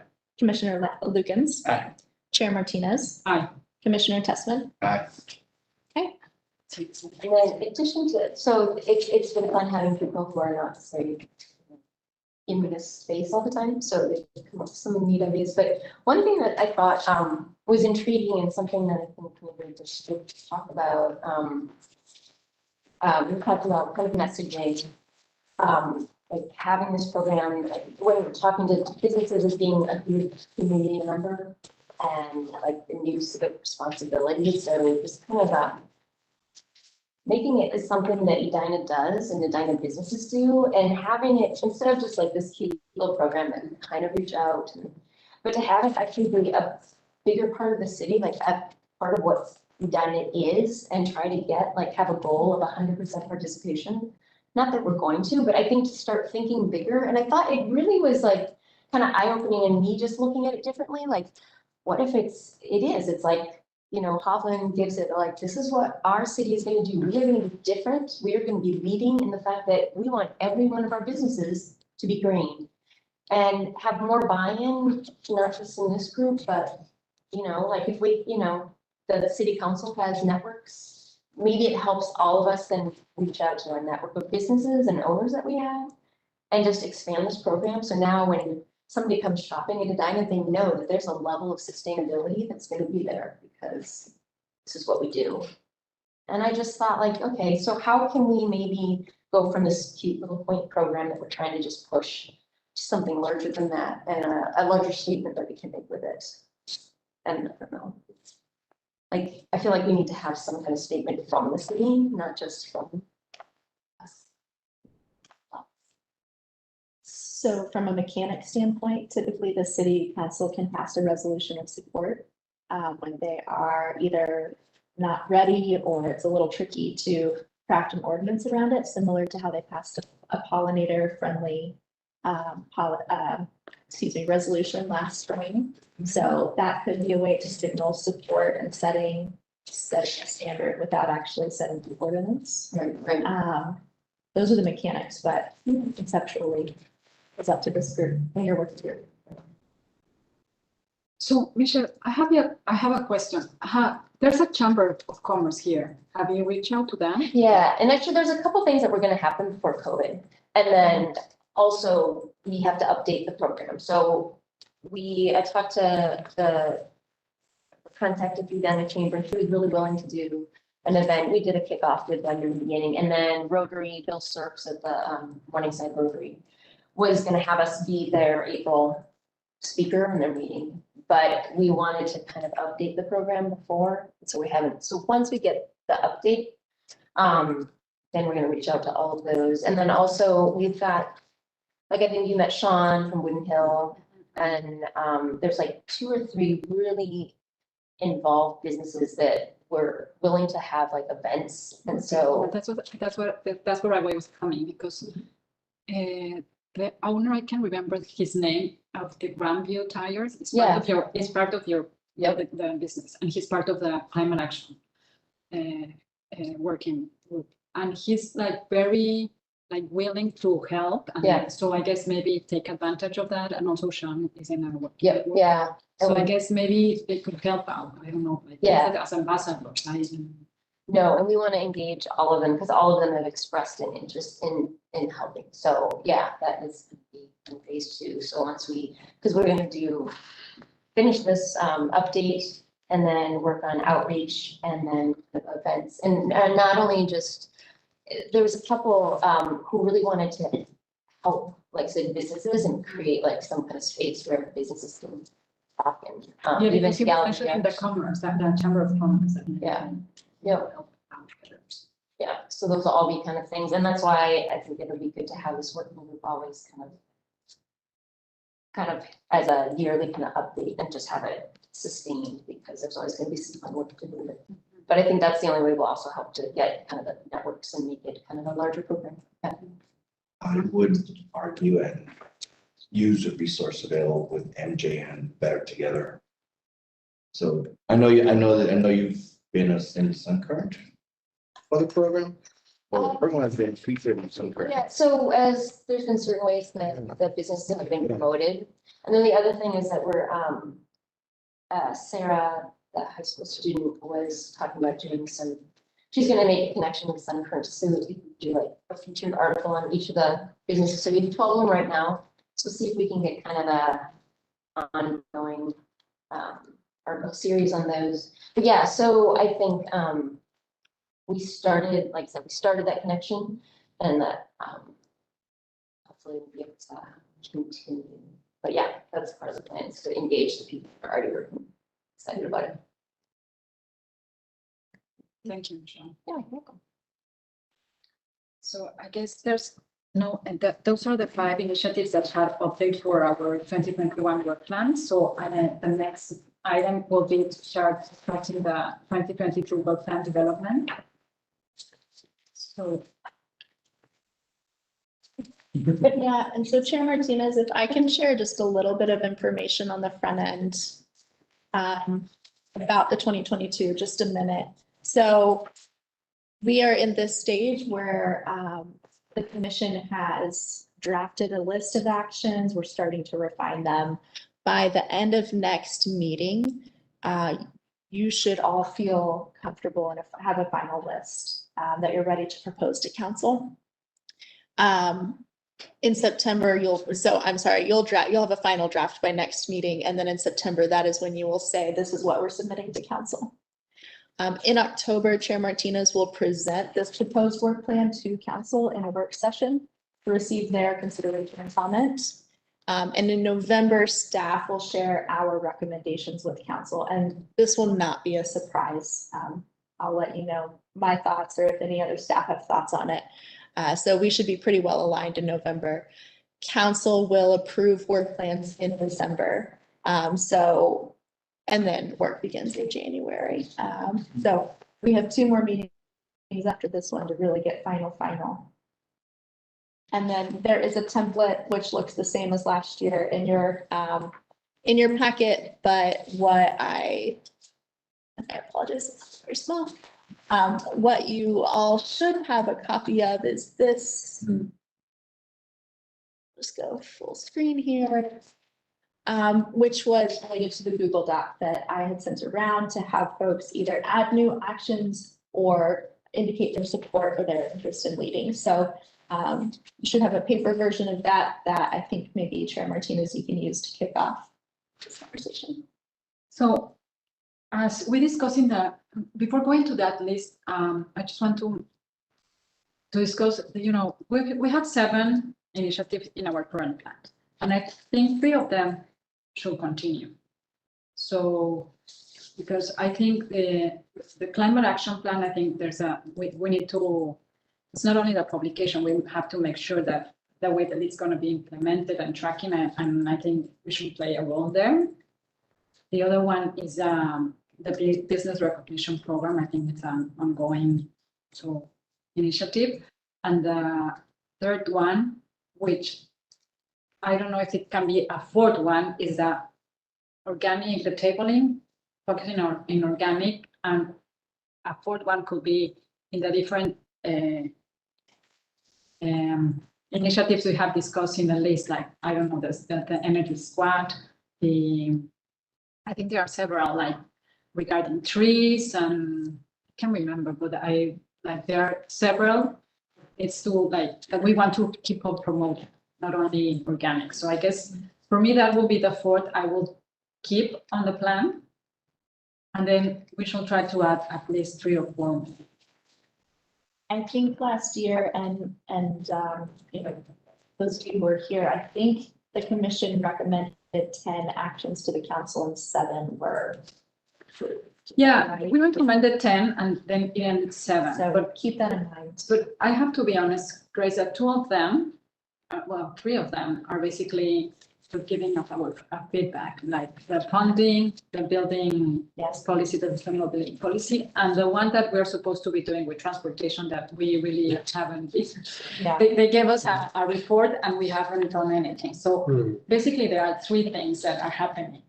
So I guess we can do more unless people are against that. But I guess if we're here and we're volunteering, I guess we can do more. I would say, to your point, we can make one out of two of those 4 continuing projects. To basically, instead of just saying organics and information of what projects, it should really be just like disclosure and, education to the residents about what we're doing. And, obviously we'll continue to do the organic, but also, whenever we have actual something to talk about kind of an actual plan or kind of action plan and, business regulation program, then welcome them to the table. It's just about engaging with the community. Wasn't that one of the things, John, didn't you recommend that to have a community? Which I think would always be a. Yeah, it's there. Is it on? I think that's, I mean, I think even with the business recognition program, it's an undercurrent there that needs to be supported by the city more. Yeah, like have a specific initiative, like communicating. With city resources. I believe those 3 should be ongoing, and then we just add new items to the work plan for next year. Which one is communication? I think it's 16, right? Yeah, I think third one down. 16, yeah. Type. Oh, Grace, Jim, is that, so it's others? Okay, thank you. It should be called communication. Or can, and the type is communication, but yeah, outreach maybe, we just. Otherwise I'll get confused and get something like that. Some looking at it. So the one comment I have on number 10, there's already a tree protection ordinance in the city. So are we suggesting that there should be a new one or a different one, or? Well, yeah, you're right. There's a tree ordinance, but there are a lot of discussion if it needs to be maybe revised or include some new things. So I know this is, and this is, maybe it will happen the same with transportation. It's not on our ground, I guess. It's more Parks and Recreation. I don't know how this works, but that will be the issue. Like, we can propose, but I don't know if we are gonna be leaders or it's gonna be like It would be more of a report. If it's something that the commission wants to work on, I would suggest proposing it. So in my staff comment, I'll mention this again, but there is an event next week where the city is convening other city foresters to talk about their tree management, and invited all commissioners to attend this to hear how other cities are managing it, with the expectation that commissions are going to bring it forward as a work plan item for 2022. But so far, the process is the same, where there would be a lead commission, and then other commissions would do a review and comment kind of thing on that commission's study and report, probably. Has anybody shown interest in this? The other commissions that are invited are transportation and planning and parks. So there are 3 other commissions, but I don't know that one of them is, one of the commissions is emerging as we want to lead on this. So it's open field. yeah, because maybe what I remember from last year is that we wanted to work on trees also, but also transportation and parks and recreation, and they decided to take it out. And this event was going to happen a little bit early on the year, but it was delayed. So I guess maybe now we can leave it the way it is. And maybe based on what the discussion that comes on the 27th, maybe we can define specifically what can we do. Because I also know that Luther, which is in charge of parks and recreation, no, he's the forester. He's really trying to do more things regarding trees ordinance and how to care for the trees and increase the canopy and everything. So I guess maybe he can also help us out on this, defining. So if you agree, we can leave it there as a draft, and maybe we find it maybe more our next meeting.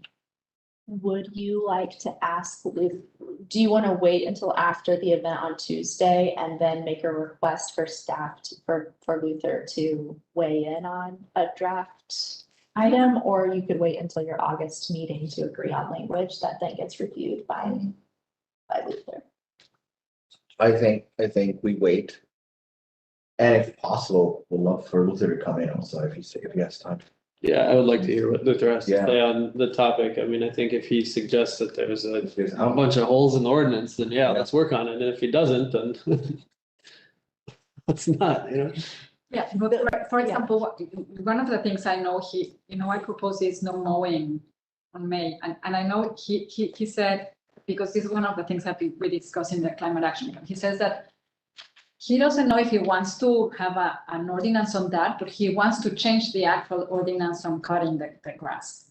So eventually this could be part of the change in that ordinance. So I guess it will be valuable to have him here so he can give us more. People are not gonna be happy about that, I'll tell you that much. Huh? People are not gonna be happy about that. Well, the city's already kind of. Come on, they can't changed do anything their- with the trees. Why can't they do anything with their mow? No, they said, that's one of the discussion. You can cut all the trees in your property because it's your property. So why do you have to cut them down? I already do it. I leave all my little wildflowers out till they're done and all the bees have moved on. But Report my neighbors do not like it. Well, there's a couple, I feel like we can consolidate a lot of these that we've got under natural habitat and I felt like it's, I feel like a lot of them could be lumped into one kind of thing about, I don't know. But should we One maybe discuss the ones that has more votes? Maybe start with those ones that are the. Yeah, and I apologize, I didn't even see this, so I didn't even weigh in, I apologize. So I guess we should start with number 2, which is the plastic bag policy. So I know there's a lot of support, but no one want to lead. Do you want to lead that, Michelle? So I've already written, whenever it was brought up, a couple of years ago, I have the report that was written that I actually wrote up and all that information about it. So, I mean, I can take a look at, I mean, if we want to go for it, I've got all of that info that we can just update. I mean, if somebody else wants to lead it, that's fine, but, I have all the information. So literally it would be going through, I think, and just updating any of the research because it was a while ago. And probably looking at the new ordinances that see how many new ordinances have been out there for plastic bags. So it wouldn't be very difficult, I think, to get like a product to get to council if we want to move forward with it. Is it too late to kind of piggyback and throw it with Well, You know what? I think We talked about keep that. it separate, yeah, just because we want this to pass and I don't want the plastic bag to to bog kind it of stop? down. Okay. Yeah. I think we can. But I think we can turn it out fast, like maybe, well, I suppose it has to be for next year's work Yeah, plan, but because Just update the research and then submit for council. yes. Could you remind those of us who haven't been around very long, what happened last time? Did they not vote on it or did they vote no? They just kind of tabled it. It's Yeah. something that, and so St. Louis Park went through the whole process as well, and they tabled it too. They just felt that it was, by volume, it's a very small portion of. So for them, it was waste prevention, and for them, it wasn't. For the backlash they were gonna get, it wasn't worth it for them to move forward. Now, if we were talking about, litter, like then I think that's a different thing, because Right. that's visible and that could be taken Different care of, kind, yeah. but because there we're looking at the waste prevention and waste reduction, it didn't really fit. Okay. Yeah. Thanks. So I guess if everybody agree with that one, we can include that one in the. Yeah. Yeah. Yep. Sounds good. Okay, so then the next with more votes is the next one, which is a 13, which is city networking and collaboration. So it's more or less coordinate with other cities on sustainable practice. Kind of doing that, aren't we? In some cases. Well, there's like a, how do you call it? Grace and I are invited to he's a nonprofit, Resilient right? Communities, yeah, it's RCC, Resilient Communities and Cities Conversations. Exactly. He tries to bring different cities, sustainability. Yeah, person from the city. informally, the city has knowledge exchanges with our neighbors on a regular basis. We are also a part of the Hennepin County Efficient Buildings Collaborative. So that's obviously topical, but it is a regular knowledge exchange and resource sharing framework that Edina participates in. So what I would suggest is if there's a particular topic that the commission wants to see better coordination, that more specificity on a work plan item like this would make it more compelling. So I don't know, who brought this who proposed this? I think I might have. I think the idea was to document best practices across a group of cities and then identify if we're not doing them. I think coordinating, I don't know, it seems less impactful as written, so I'm not sure. No, but I agree with you that but because it has happened in these conversations that cities present some of the practices that other cities don't do. Right. Eventually, like there can be good practices that cities can. I mean, try to implement. I would almost think Grace would be in a better position to be like, oh, I've seen all these other cities doing these things and like to do. And I don't know, do you think there are opportunities to have case studies presented to this group and then reported to council, or is that like not linear enough for the process?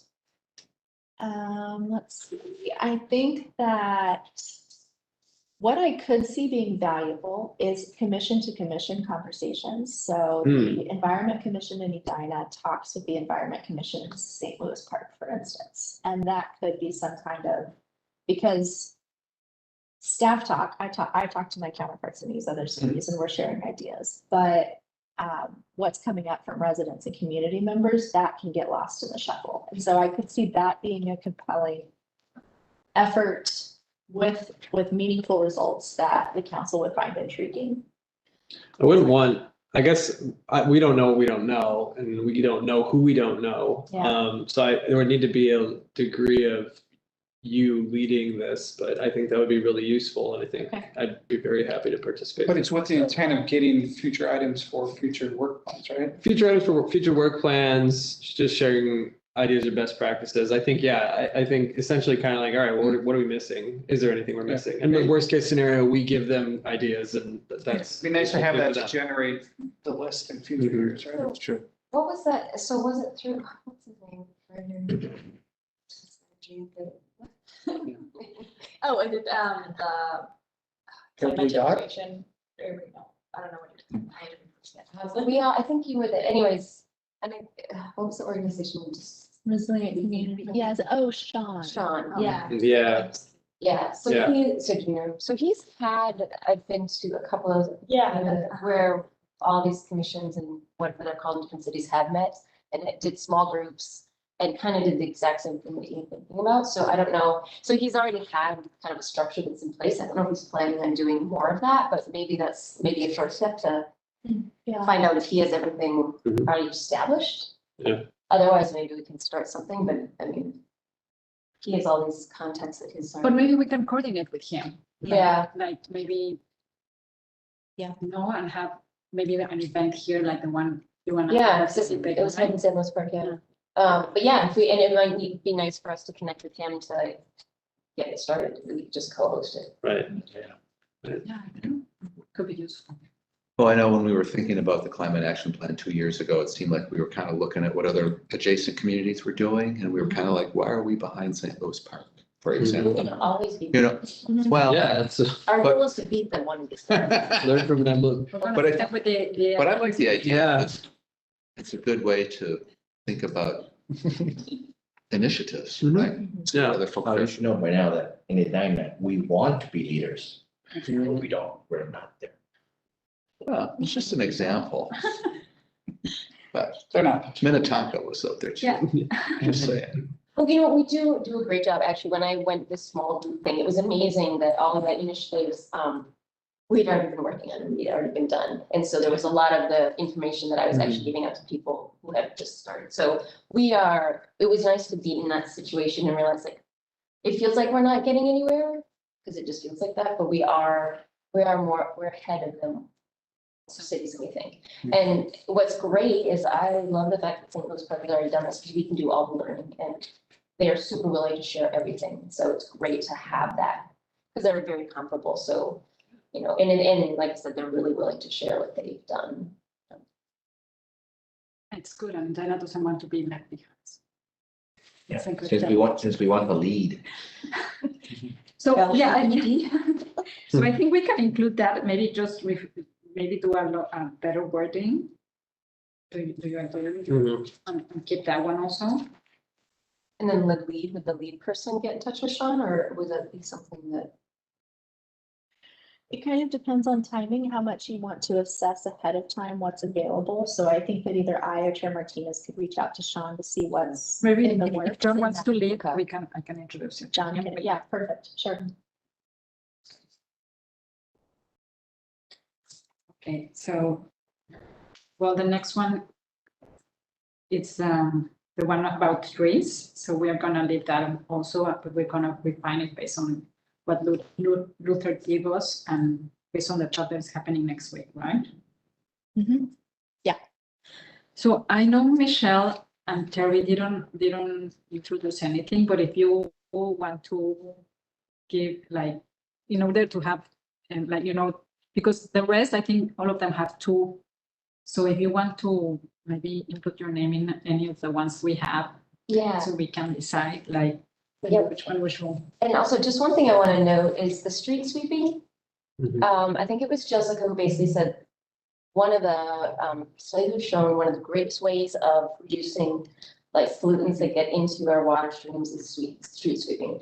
And so they were talking about having an additional sweep around the city. So they do one in the fall, I don't know whether what. And her recommendation is if you could get another one, it would go great lengths to work on water quality. So in the past, that has been on there to, and clearly I'm not gonna go and sweep the streets, but to try and push the city or to get the city to maybe commit to having a separate sweep. So I think, I don't know if that takes a lot of work from us or like, I don't know what we do, but I just want you all to know what that was about because it doesn't seem super exciting to I live work 2 on. blocks from the creek and my street is not swept in an adequate manner. And again, not to say, but they do multiple, yeah. And so we wanted to. Yeah.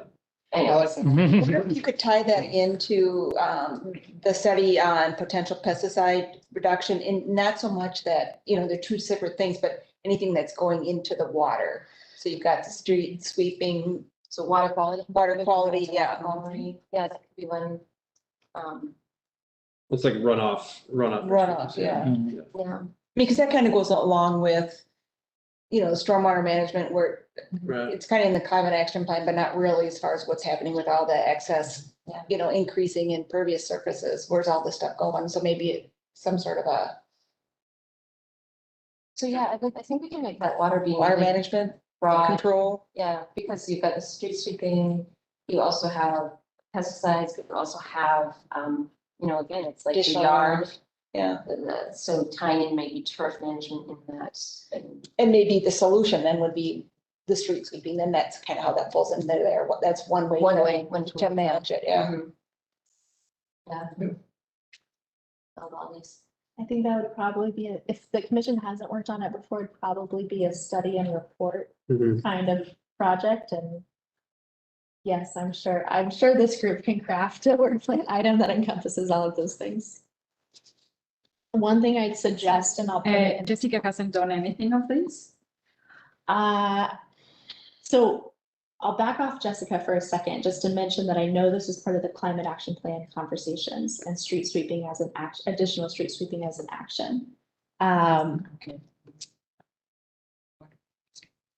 I have not heard of additional street sweeping plans. But what I would suggest is once we have it similar to Luther, once we have an action crafted, we would solicit her comment. So should the action, like the initiative, be water quality? Wastewater quality or? Water quality is what I'm hearing, but I think it's Just one. stormwater runoff. Yeah, stormwater management, maybe? Stormwater management, yeah. Watershed district. I guess I'm not stormwater touching. pollutant, so stormwater pollutant management, because it's the Oh. pollutants we're talking about, the dirt, the garbage and pesticide runoff. Okay, But that also comes back to, communication and education. Because each one of us, all we need to do is just go and clean up your drain in front of your house. That's it. the city does have an adopted drain program. I Yep. don't know the level of participation. And Jessica has been an advocate for extra sweeping and for the adopted drain program. so maybe it's just promotion. I don't know.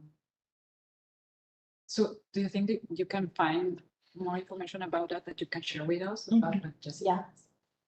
Yes. Yeah, we can include it and see just if we are not doing something that already exists. Right? There'd probably be a lot of information that was put together when they did the, whatever they call it with the creek, changing all the stuff. There's a flood reduction strategy that governs a lot of the infrastructure, water infrastructure. Yeah. But you asked me about the name on anything? Yeah, any one that you Well, want, do you have my name down on the plastic bag? Yes. which one? Or at least, just at least, help, or whatever you want. I would love to help you with multifamily organics. But the other thing is the, shoot, I was just gonna say, the whole, I just think of like yard. So we've got natural habitat a lot, but I feel like that can also be one large.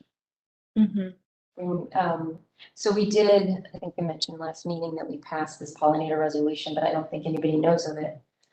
Which I think would be really important to get that, and I don't know if then this goes into the communications, but also, there's the whole idea of yard, turf management and trying to see if we can educate people to maybe not have a little more tolerance for weeds and The lady taking thoughts. The lady that does no more knows about the. Yeah, so I mean, and I think that whatever. No moment. Can be also, but maybe it's kind of that pollinator, Okay, something about yard. but wouldn't that be more in the communication, like? I think it has to be. As part of the communication. Yeah, So, yeah. so I guess the communication part is gonna be big, because. Right, I think we have a lot of information that needs to go out to the public. Right. And I do remember earlier in the spring, mention of the bee policy, either through Instagram or Facebook I page. think for Earth Day. Yeah. We did, yeah. There was a lot of talk about, Yeah. being a good bee neighbor. Yeah, I think that outreach could be big, and I wonder if we might have to figure out how to make that work. Does anybody put their So I think with the communication thing, we don't have a mechanism for communicating to people, and that's the problem. And so until that mechanism is identified, recommended, and in place, then all we're doing is talking about things that we need in front of people that aren't, there's no way to get them in front of people. So I don't know how we. Is that like the group, would that first of all try and establish that?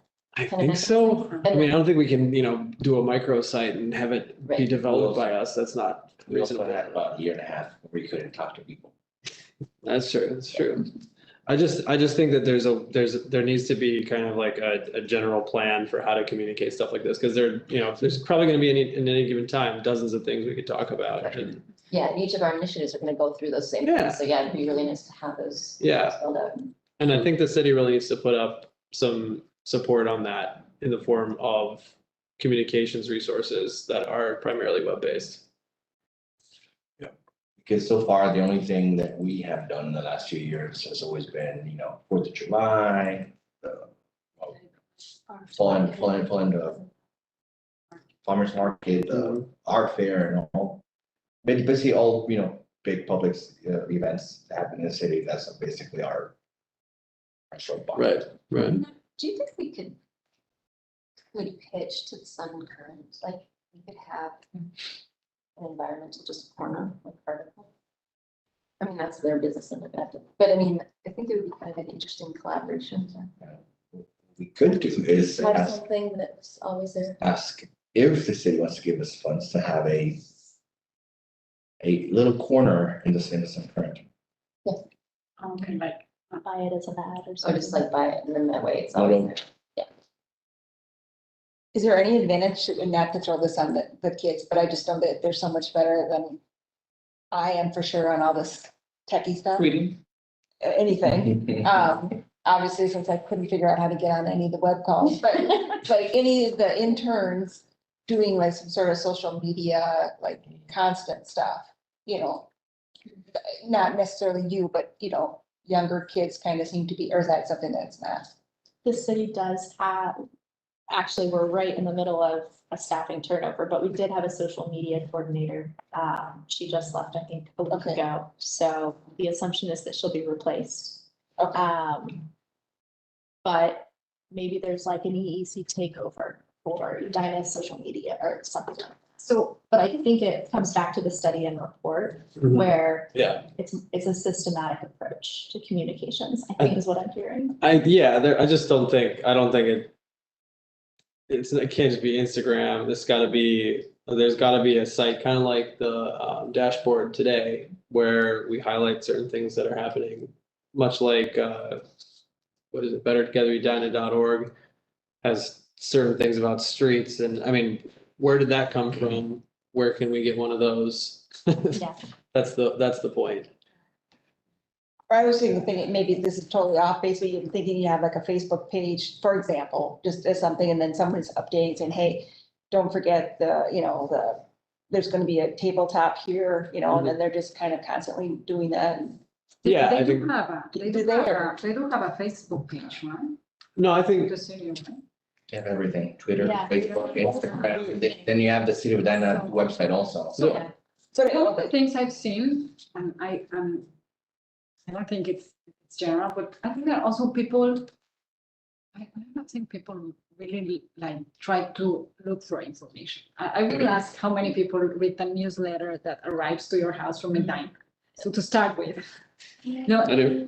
no, but you know, my husband doesn't. Yeah. And my kids doesn't, so I have to tell them the news. So no, but for example, I follow it. I'm not a really social media user, but I have Instagram and I follow it. And then sometimes I see how many people read what they say, and it's 5, 10. So That's, they have less followers than me. So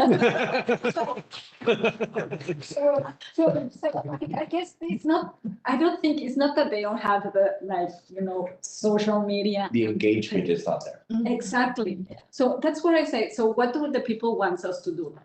Go knocking on their doors and bringing like, no, we have to, so it's like, I don't think it's on fault of the city. no, I think it's also part of the community. The community is not willing to engage. So I don't know how to solve that problem. We can try to communicate and find ways, and maybe we need to have these mechanism that identify. But how do we bring the community to get more involved? Like I was really surprised with they did with the survey. I think only 300 people replied to the survey of the climate action. Oh, yeah. A little bit more, 350. It's less than 1% less, but 0.5% of the people that live in Edina. So that could be part of this work plan Yeah. initiative is assessing the efficacy Mhm. of different mediums. I mean, we have a problem. I think we've all clearly articulated, there is a problem. People aren't seeing this stuff, whether they want to or not is a fair question. I mean, I think that we need to make a better effort to push it out there, and maybe that doesn't work, but. I don't know, we need to keep pushing. I think either we try to do a concerted thing, or we eliminate everything on here that says, try to talk to people in the community about stuff. I mean. figure out how So, to. but yeah, but Yeah. how do we do this? Right. Really, I think that's the work plan. yeah, like, I think it's a big challenge for every business, every organization, right? Like everybody's trying to figure out how do you get the word out, so. But I think like it is a great idea to find like a more like broadly like read or used like form of communication to just like highlight like the main events and then also like tell them where they can find information. Because like you guys said, like the information's out there. Right. Maybe people don't really know how to search it like for it or how to find it. I don't know how easy it is to look on the website. I don't go there often either. But also you have the issue of like our 30 pages of report. You can't sit and read 30 pages of report to people who are just walking by and try to engage them and like keep them engaged. Yeah, You need something that is like, Infographics and. yeah. Yeah, like for example, those infographics that were developed for the climate action plan, I don't know if you have seen them, they're really like. Bayard, I have a box of those infographics printed for you at the bottom of the stairs. If you want them. Got it. For a table, yeah. Okay. So I guess, yes, it's an item, so we just need to. So that. How many do we have? Like 5, And then So what else? we pulled forward how many from last year? and we have 3. we ongoing? Three from last year. One of them's the organization for the trash collection. Oh, yeah, that one, the trash, no, the one, I'm We're not, the organic recycling with the, no, that one I haven't included, so that one makes You wanna 6. put- It's. The council brought it up when we It's a key met them in subject, June. What, Organic. No, the organized trash collection. Council brought it up. yeah, They brought it up to us. but it's also, it's being studied by transportation. Well, that one is in our This year. plan, but we haven't had any information. They're not doing anything. Yeah. We've tried it and it's difficult because Well, we haven't actually tried it. Well, they were, To pass it. so do we Yeah. know anything from the transportation? Nothing. So we don't know what. So we don't know if they've been working on it or anything. So they received a report from a student group who studied it. They received that report in May. They haven't shared with us. And I think last, what Yeah. we heard, John, was they were on the cusp of receiving a report or something. And so, I asked to be connected and that hasn't happened yet, so. On their side. so Yeah. I would imagine that's not going to be resolved this year. So it could be something that EEC. But can we take the lead? Yeah, I think we need to take the lead and Take the, I'd like it to be a review and recommend. I think we should push to, especially if council's bringing it up, seems like they might be interested in hearing a full voice on it. Yeah. It's one of the most ridiculous things that we Yeah. have going on in the city. We all They can asked agree. us about it. But so it's been, for cities who've gone through the process, it's a bear, so a Understood. lot of people are very shy of it. I mean, it may not go the way we want it to, but I think we need to give it a push. Could Well, that- do a Yeah. report on them Yeah. and bring it to them and say, listen, that's what we find. There was a time where they wouldn't even say organized hauling out loud. Yeah, no, they said it in a meeting with us, so. For the fact that they're saying it out loud. Lean into that. Willingness that they're ready to put them, and now that you've got enough cities that are, I think his point was Have- it's just a have very adapted contentious to- issue that 50% of the people want this Yeah. and 50% of the people want this. So there's no easy solution. Yeah. right, Right, right, Other they're saying- communities obviously have embraced it recently. so- right. Even though you already pay for your recycling for one company, Mhm. they don't have the choice to pay 20 companies to drive their trucks in the city. What do we have, 6 right now? We are 6. paying, they're not paying. What if we cut it down to 3 years? Right, Or maybe assign them, like this one has this side, this one has this. have a makeup. it's a lot of money, it's, Yeah, I don't know, I guess. That- That is gonna be a big issue that's happening in Richfield right now. how they're voting on it. they already, I think they're. Yeah, they already approved it because I think in October, they started the organics program, but they didn't do bidding with the companies. Mhm. So they're gonna start charging with everything. Mhm. And that is a problem. Whereas it's like if you go through the process of a proper process of bidding and you grant, the contract to one company, you know exactly what you're gonna pay. Mhm. And what happened in Richfield is like they divided it between 3 or 4 haulers. And they have like different areas of the city and that's just. Yeah, Well, that's what Bloomington's done, they did it in support populace, so that would be one thing I'm sure you have to kind of look at and see which, I mean, there's a lot of ways you can adapt. So let's bring it forward. Yeah, We're all interested. No, that's I mean, a Great it's- idea. I think that'd have a huge impact. It would. I mean, I think it's probably the highest impact, one of the Yeah. highest impact things we could do Yeah. if it were effective. And it's one of the questions proposed by public in the previous council forums. I mean, this council forum. Mhm. I mean, public are interested in that already, so. Maybe if transportation gets hand off, it's a big one.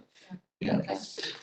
So I have seven. And transportation could tell us what Three percent that are already. trash haulers represent in terms of heavy use of the road. Right. Because I I can see, tell you on my street, I can see It kind of went. 10 different trucks You go know the pick it up. roads, not all. Yeah, So we can, for August, we can put these in an editable template where the language can be refined. Yeah. Then we want to specify what kind of action is it? Who's the, what's the deliverable? Who's the lead in the supporting group? So that's something we can do. I can try to work on it and try to send it to you, so maybe they can have it before our meeting, so Yeah. maybe everybody can input them and then we can I'd like to discuss tweak them it, on it. people can start Yeah. picking their supports. Perfect. Yeah, Yeah. exactly. We need leaders. And we can share it out on a Google Doc or something like that to collaboratively work on the Okay. language. Yeah, Yeah. sure. That's good. So it's not important to support it. You also have to come forward and lead one, at least, please. Yeah, I'd love to lead the trash one. So that's probably the one that makes me the most cranky. I think the communication and collaboration ones, I feel are. And I don't think I can do three, so I'd probably drop one of those, but, Okay, well, you don't need to decide now, but Yeah. just. Well, we'll send a refresh. well, I'm saying, if someone wants to take one of those, No, I just Oh, put it that by you all want to means. lead it already, that the trash one is yours. yeah, I'll take trash. But just like, because from the seven that I have here, some ones have leaders and someone doesn't. But you're gonna send out a refresh Yeah, list yeah, of yeah, the yeah, I 10 will, with- yeah, Yeah, well, yeah, and then we can just re-sign up. But yeah, Okay. just please give support. And So we're down to 10 now for next year? Yeah, I want, so Ballpark? that's seven and the three that are from that. Because Okay. maybe there, we have to include some others for Grace, like, I guess, the Conservation and Sustainability Fund for. That is biannual, so that will not be on that next would be that? year's. Okay, so I guess. I don't think the others will have to go forward. Did we include the three ordinances? Yeah, we include that one. So, yeah, I guess then, yeah, we have to. Do you know if the council has any little pet projects that might pop up? Well, I think trees is probably one of the big ones, and then organics, and organics trash. Those are the three that have come up at the council level. And there are peers. Yeah. So I guess, yeah, so let's see, so probably they're one of those, I don't remember, but yeah, they have. So what I will add, Chair Martinez, you and I can work on maybe identifying the level of effort for each of these so that you can make the case to council that a higher number is reasonable. Yeah, it was my first year as in information, so I really took their advice, but I really think we can do more. I agree. Okay, well, that was good, that was a good one, so. So our, just before to finish, no, we have our chair and members' comments, so I don't know if any member have a comment. I just have an ask, please volunteer to help out at the farmer's market. That's fun, you should go. It's a great experience and you get to, see what people are willing and wanting to do. Just, And you can, buy yeah, flowers. they have good ice cream and, iced coffee and Yeah, he can suggest any of the things they sell, if they're good or not. momos, they have good momos. Can we, I mean, I know you said the table's primarily for organics, but can we promote some of the other things? I mean, I know did you see the things for the green business recognition? I feel like since we're there, we should. But I'm I sure don't, the Twyla will be more than happy to help like spread. move a little bit of. It's all towards her goal of being sustainable, Okay. so absolutely. Because I feel like, just some pollinator control before the season's over, or just some things that, so I wouldn't mind then. Twyla has said she welcomes other items, but we can also put it into a separate table. So it just gets If the red. commission doesn't. yeah, I know she's willing, but I just don't want to. Yeah. She's really working on this effort, so I don't want, if she thinks that we probably will distract the people. we can have a separate table. We can do it with her. Okay. I'll look into it. The only update I have is that we are leading a community conversation, which will be happening within the community over this summer and also at the beginning of fall. We are kicking off that community conversation with a great movie called The Story of Plastic Bag on July 31st.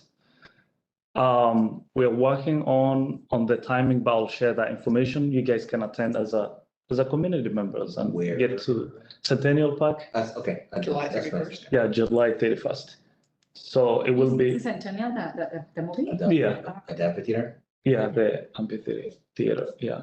So the main goal is to engage the most underrepresented communities and also bring those conversations of climate sustainability, climate justice, who is impacted more on climate change and stuff, into the lens of everyone in Edina.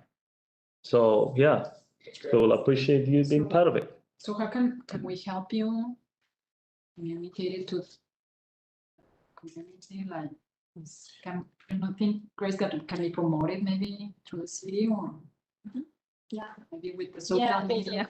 So the EEC is partnering to provide the space and any materials we can promote. And then we are also printing at the speed of bureaucracy, new materials. And so we can have some handouts for you, Kasha, if you wanted them around, what is climate change, et cetera, in English, Spanish, and Somali are typically what they're printed in. So. Okay, well, that's awesome.